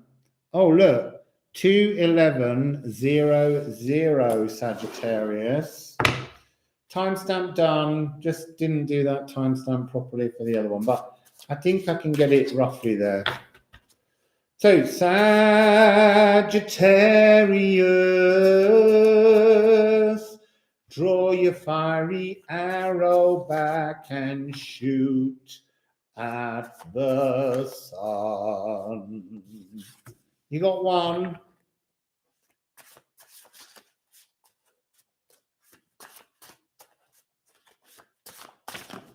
You can't have that many, Sagittarius, even if you do own the eclipse. 3 is all you're allowed. 3 cards, and I need 2 more. You're being greedy again, Sagittarius. You can't have that many cards from my new autumn rune deck. Here, people, this, if you want it, that's the website where you can download these decks with their new names and new numbers. You can get a blank version and you can do it yourself.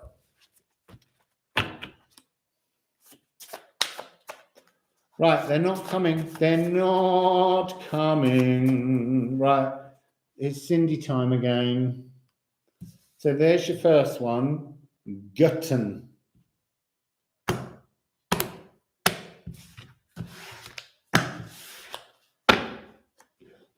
Actually, that one's, let's do it that way. Your next card is, oh, look, it's there again. Thorny issue. Thorny issue. Oh, Edburston. Gut portal burst through. So I need to swing them round.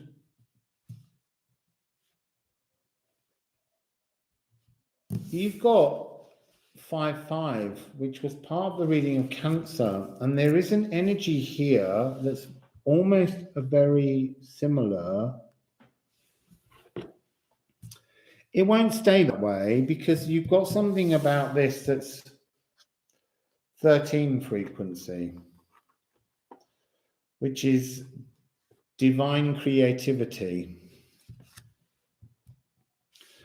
So I want to say gut resolve.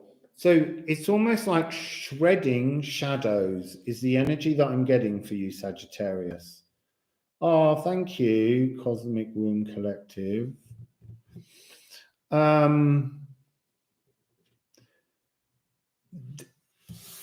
You're holding up the energy of the moon. This is usually a seed, but at the moment I'm seeing it as the moon. Now, this Janus Neptunus frequency is moving from a lunar eclipse, which is darkness, into a solar eclipse. So bringing something out into the light. But in order to bring it out into the light, you have to look at it in the dark. You have to see the shadows and you have to gut the shadows. So I feel like this new idea with this as a seed will come in on the 8th.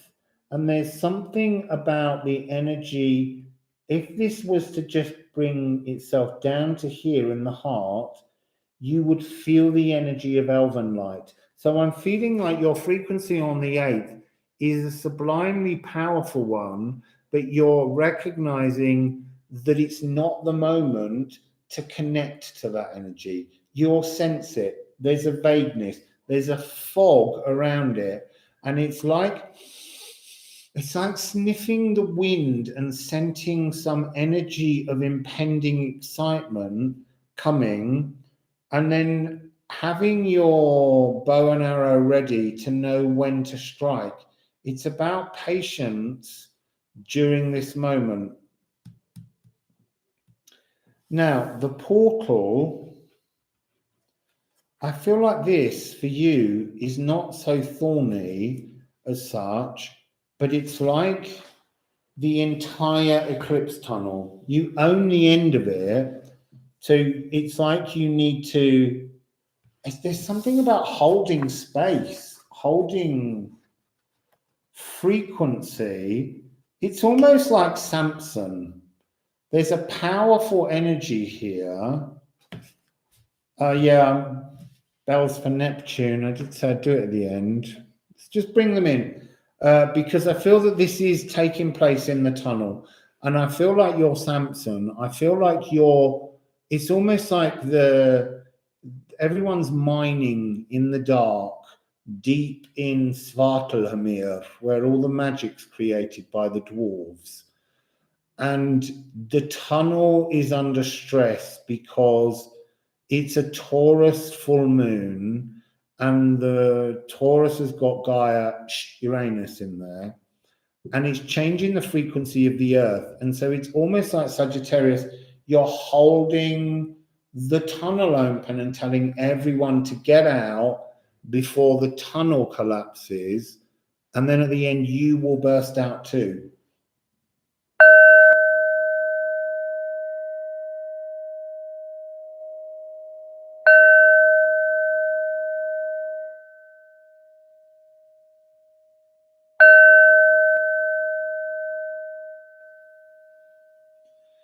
That's really interesting.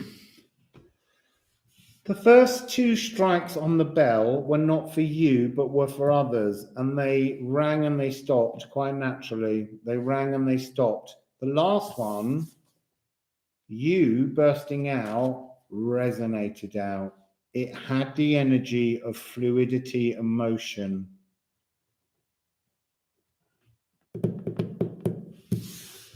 So, understanding, you will understand what you have to do in the eclipse season for others. In the eclipse season, you will hold open space. You will own the hawthorn. It's almost like being gifted with elven magic, but dark elven magic, deep in the roots of the Yggdrasil tree. You're being gifted it by the light elves, but somehow it's a portal in dark magic, that's dark elf world, Svartalhamir, where you're able to hold open the space or lead the way.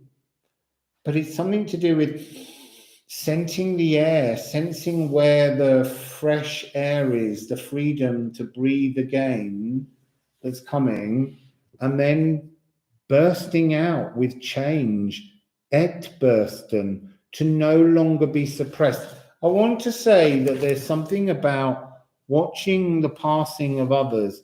There's something of etbursten that has that sense of witnessing someone who's narcissistic, that energy of seeing the energy in another that needs gutting. Don't gut them, but it's like you will have a newer understanding of others because you're holding open the space in which others are moving forwards. And this freedom is got that energy of mutable fire. And it's almost a freedom like your last duty while you've got the nodes. And you're handing the nodes to Scorpio and Taurus. It's almost like they're being pushed backwards so that you can spring forwards. Yeah, there is a lot of the Lord of the Rings, because the Lord of the Rings was based on the Old Norse stories and the runes. And in fact, when I was researching the runes, there are some runes that were invented by Tolkien. But I haven't included those. I've stuck to the ones that exist on treasures that get dug up from out of the earth. So the portal itself is not thorny for you. It feels very natural, like a home somehow. I almost want to say like a Chiron cave.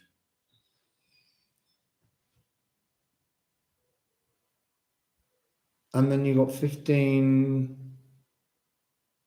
16, 17, 18, 25, 7. There's a real sense of it being a spiritual journey for others. It's almost like I feel like this, when you come out of this tunnel, it's like a relief. Oh, nice, new pendulum. Twitty. I love my pendulum. I've had it about 30 years. It's made from a friend's earring and a lovely little moon and a beautiful piece of quartz. Yeah, there's some kind of relief of letting go of the responsibility of others when you get out. Thank you. The sweater was from the same shop as the poncho, and they were really cheap, and it's made of really nice wool. So yes, you will feel relief at the fact that there's something that's been a pressure upon you is released. Oh, I'm glad I inspired you to use it. They're fabulous. I love moving them over maps, because like as I took my pendulum over the map of Mexico, didn't want to go north at all. It was like, no, you're not going there.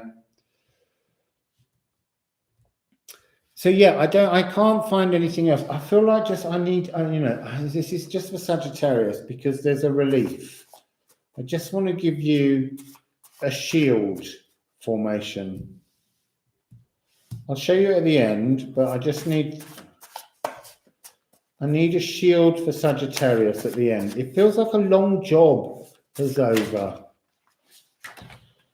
Oh, that was a bit of a spillage. But there is one in my lap. Yeah. Leafshade. You have been cradling the zodiac. You might not have even known you were doing it, but you're really going to hold open this energy for everyone now. Oi! And then we have to do a Cindy. So,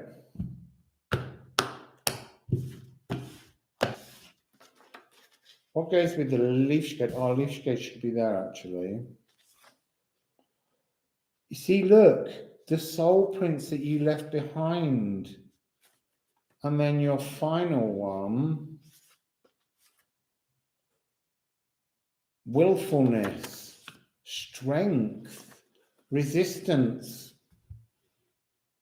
So I'm going to show you these. No, that way around. Leafshade, to cradle, to hold people safely in their own shadows. And this is like legacy. This is the energy you've left behind in reaching out to others. And then This is punctuation in runic talk.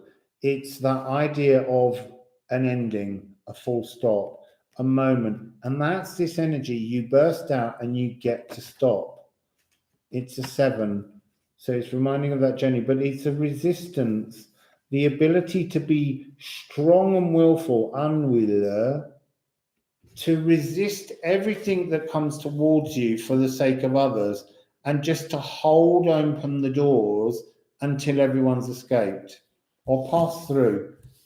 So I'm just going to turn those around and show you your runic shield.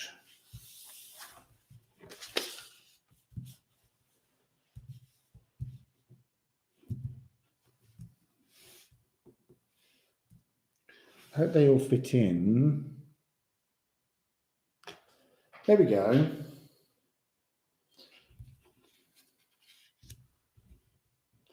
So that's your runic shield, Sagittarius. Full stop.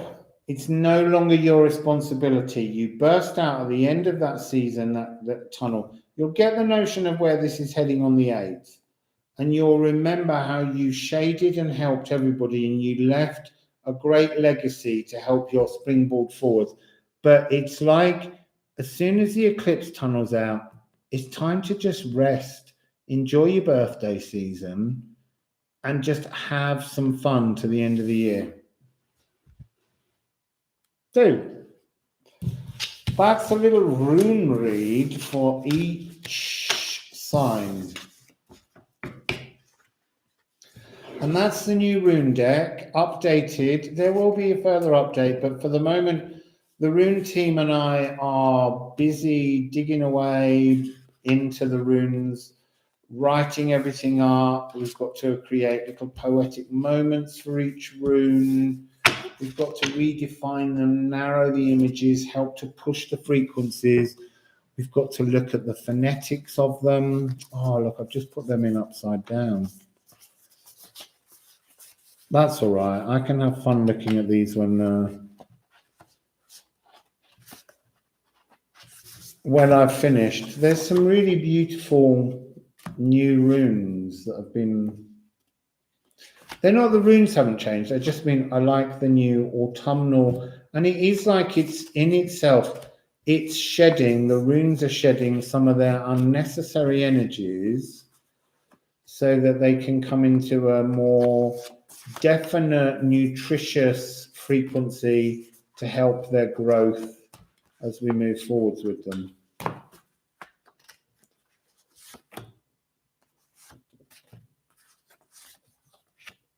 I love that one.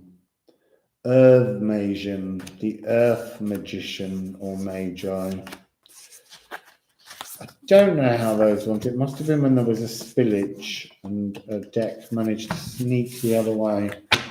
Oh, I've also, there's one I just saw there. It has its Elven Light, has always been just Elven Light. It didn't have its additional word frequency, and it now does. I saw it just a second ago, and now, and it was right near the bottom. Now it's hiding. I wanted to just show you Elven Lights. Where are you? Frequency, and then I'll have a look at the things you're saying about the runes. Oh, that's too weird. It was definitely at the bottom. I keep looking. If I can't find it, I'll just tell you what it was. Let me just do it this way. Ah, my fingers have got a bit dry.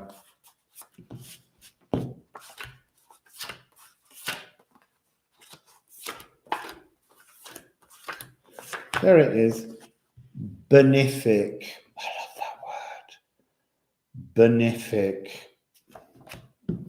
So, what have you been saying, people? Thank you. I love my new poncho and sweater and trousers. Are there any questions? Oh, rune dice for intuitive work. That's fun. What will be really fun is when this deck is all out with all the lovely artwork that Olga's doing, the plan is to bring out a bag of all 78 stones so that you can cast them in stones. That'll be very exciting.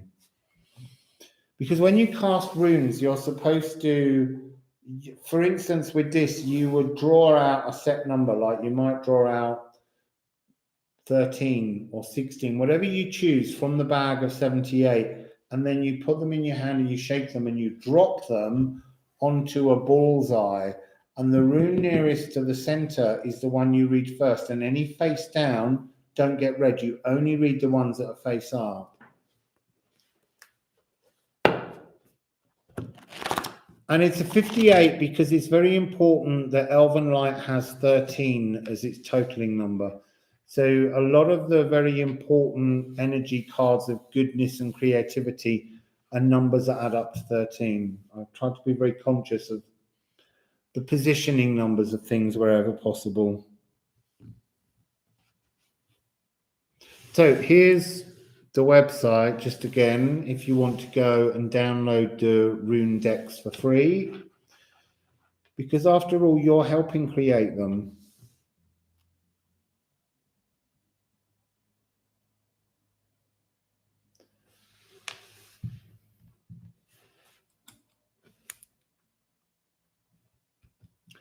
Yeah, we will do a lesson in casting runes, but I don't have all of those runes in stone yet, but maybe I'll make a set by looking around for some little tiny pebbles. I just don't like to make my suitcase too heavy. That's the problem. Rob did a good casting, but he didn't show them fallen because he didn't have that facility available. Oh yeah, last flag for my PayPal account. If you want to send donations which help towards making of the runes, me living, me eating, sending money to Olga so that she has time to draw rather than having to go out and work in a job she doesn't want to do. You know nothing about the runes. I would just say download the decks because, you know, they have a word that tells you what they're to do with, and it's to do with your life force. And then you look at how they match or don't match and how you move from one energy to the next. By how many shifts of frequency would you have to, you know, that's a difficult energy to move between. That seems almost impossible. And I will be adding slowly short definitions for everybody. But you can look up the first 24. Oh, that got a bit exciting in my face. What I did was the first 24 numbered in the deck are the Elder Thuthark, and all of their definitions are online from many people. I will say, though, they're shifting, just like tarot cards do. The definitions of the runes are changing because when you only have 24, there's not enough variety, so you start to clamp more and more onto the runes and they become foggy. So it's like being able to clean them up and let them flow a bit better. Make from wood, yeah, you could do. You can make them from little tiny discs of wood, and you can use pen, or you can use a heated, you know, nail and things to burn into them.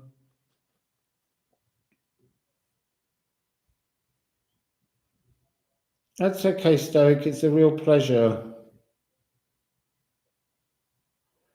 Yeah, Cindy's okay. She's just been to the opticians and they've dilated her eyeballs. So she said she needs to sit in the dark because it's all too bright sitting in the real world.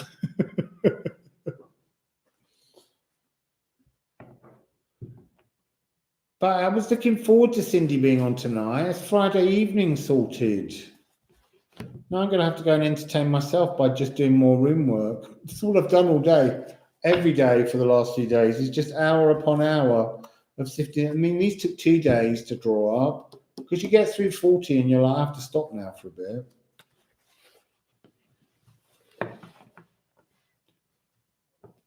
Yes, I am. You'll see when you go on the website, Drawing Momentum, it's a friend of mine who's called Olga, and she is digging up clay. She's currently living in Portugal, but she's from Peru.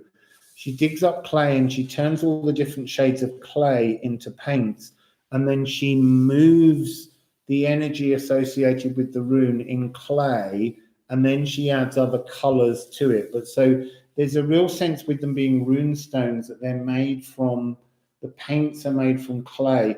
And there are on the website, there's a couple of different pages that will show you just the very earliest sketches that she's been working on, but they're so beautiful. Yeah, her name is Olga.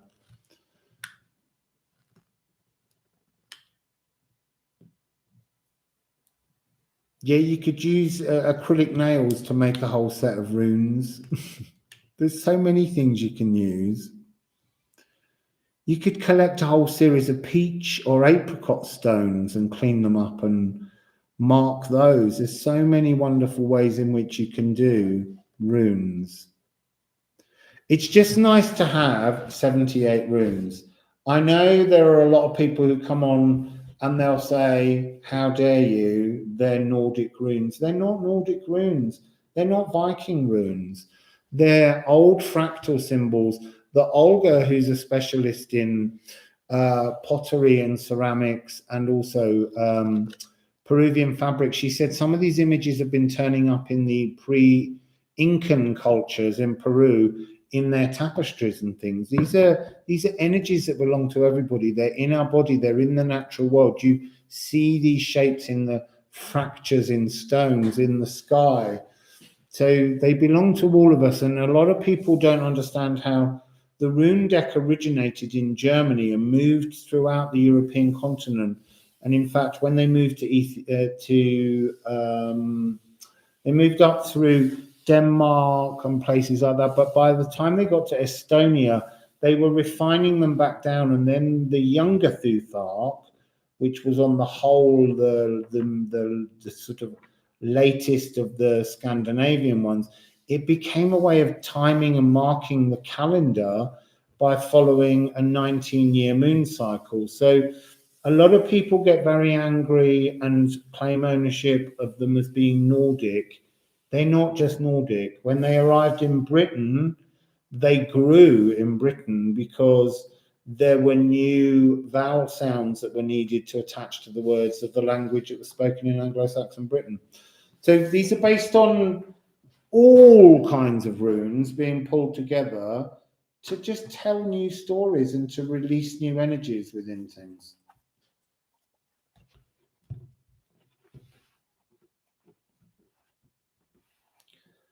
Yes, Stella, you will love learning them. I would say download them and play with them. I will be adding, I'll do a tutorial, and I will be trying to add just a short description of each rune, but I haven't had the time to do it all yet. But it'll all be coming.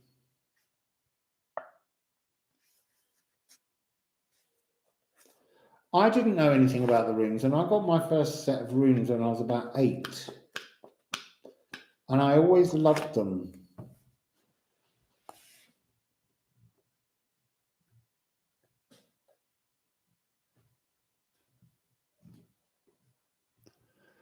Well, there's all sorts of different routes. Some of the runes come in through Proto-Germanic. Some of them are Gothic. And it's interesting that originally they were the language and kind of like the graphic changes to language in different areas.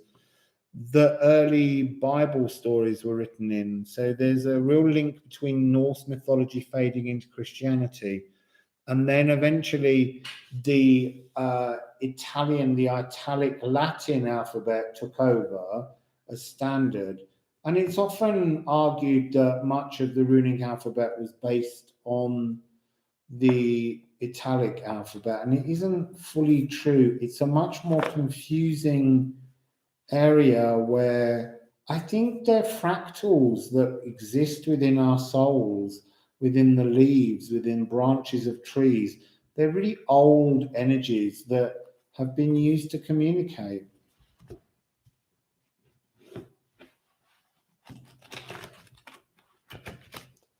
I'm just so happy having a fresh deck. So here's my old deck. And this deck was very important because the day glow energies began to shimmer in sunlight, and they taught me how the rune energies shift from one shape to the next.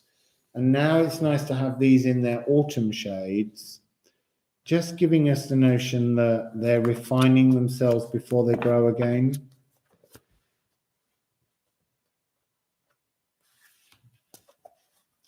Oh, that's interesting. I'll have to look up Benjamin Balderson. Thank you.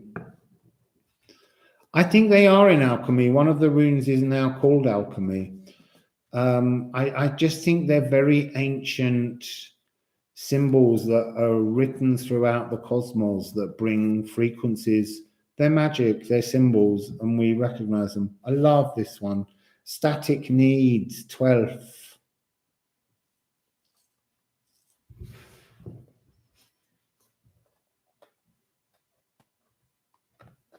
Yeah, they're beautiful. They come in so many different forms. And there's so much to learn about them. And there's so much also to learn of how little is known in many ways and how various different scholars argue with each other. And I just think it's nice to just keep everything open. Yeah, it was a new moon and a new deck and a new outfit and a new profile on my website. I just felt that this Scorpio moon was about things. Please speak on the static needs. The static needs are moments in time when the static can be something that blocks you, but sometimes the static can be something that stays there so that the energy of 13, the energy of creative thoughts can link into the static to almost animate it and move it forwards. So I love the stories that the runes are telling. There's been lots of energy of blood in the early days that was very complicated to deal with, but menstruation, sacrifice that they take boys through, rites of passage have returned in these, blood song lines that come up. They're just wonderful. I really adore the images. This one, Earth's Grip,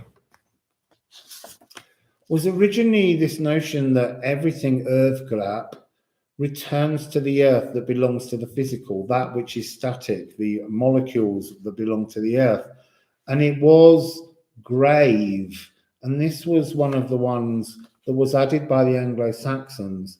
And it's now become fated, to be fated about something inevitable, because quite often there is no sense of karmic free will in Norse mythology as such. It's more about how there's a destiny laid out for you that you follow. This one's also become something new, or it's defined itself differently. The Ophir Lagoon, Ophir being above, a lagoon being the cosmic ocean. This is an energy that's above the cosmic ocean, and it's a unity frequency, a mirrored frequency.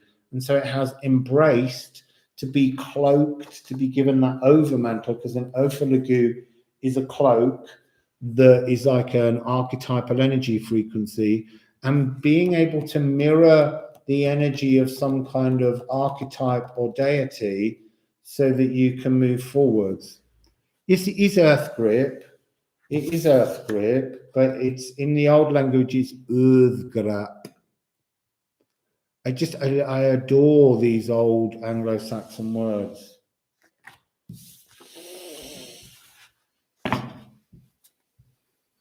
Oh, actually, I'm glad you said rebirth, because that's another one. I just want to show you one other card that's had its meaning changed that I absolutely just am so pleased with. Spirit moving the energy on. Here's another one that talks about a very similar thing. The world serpent, Yor, to have a destiny, to have a stitch in time that you're heading towards, an inevitability. I'm just looking for the card of hell. Oh, this one's also changed. This was cosmic light, but it's become cosmic doubt. It's knowing you have some kind of energy coming towards you, but how you fear the changes of it. And yet it's something the cosmos is trying to bring in. So hell was death and rebirth, because the hell is the goddess, the young girl that was locked away in the dark place with the dead people. And in the stories, when Baldur, the light god, the god of light that everybody supposedly loves, but they tease him and they eventually, Loki tricks Hod into killing him. When he goes down to hell, they send messengers down to say, will you let Baldur come back? And she says, no, I'm not letting him back. He's the best thing that's ever happened down here. We really like him. And the idea is that after Ragnarok, hell returns Baldur to the world. So hell becomes a really changed frequency of returning light. So it's about acknowledging, hell, the concept of the Christian hell with the devil, is named after the goddess Hel.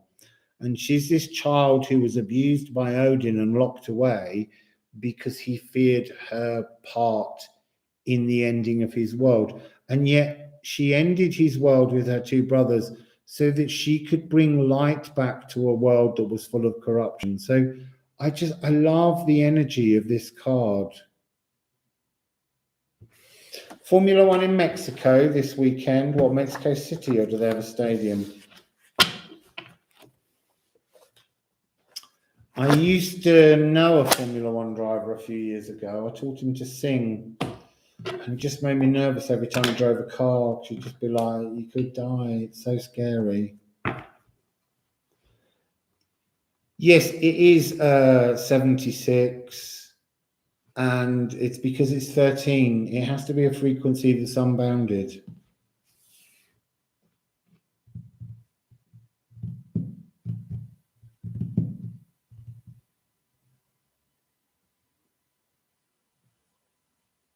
Thank you, Jody Chop.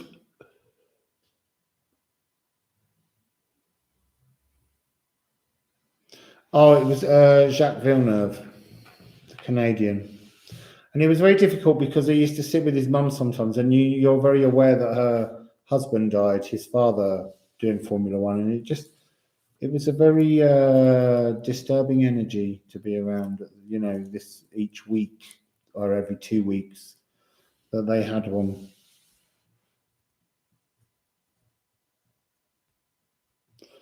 So, any more questions? Otherwise, I'm going to get some din-din. So very, very hungry. So, thank you all for dropping by. Here's yet again the page on my website where you can download all of these, and you will be able to fill them in yourselves or just get the printed ones. They're not in these colors. They're still in the old colors. But I hadn't decided on these new colours until I couldn't get pens in the other old colours. So, yes, I have to say, Karma Control, I absolutely love the goddess Hel. She's a really intriguing character that's very much like Black Moon Lilith, where it's a frequency of a female who is misjudged and maligned and besmirched, and yet her gift is greater than we can imagine. Also, I have an old family name in my Scandinavian genes, which is Helson, which means I am the son of hell.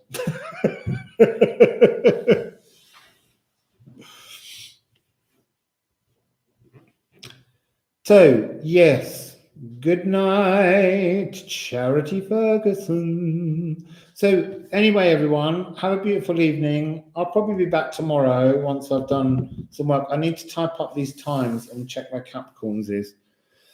So, have a beautiful evening or morning if you're on the other side of the world. So blessings to everyone. Wassail. Now I have to end the stream, and it's quite complicated. You have to press more than one button. Wassail.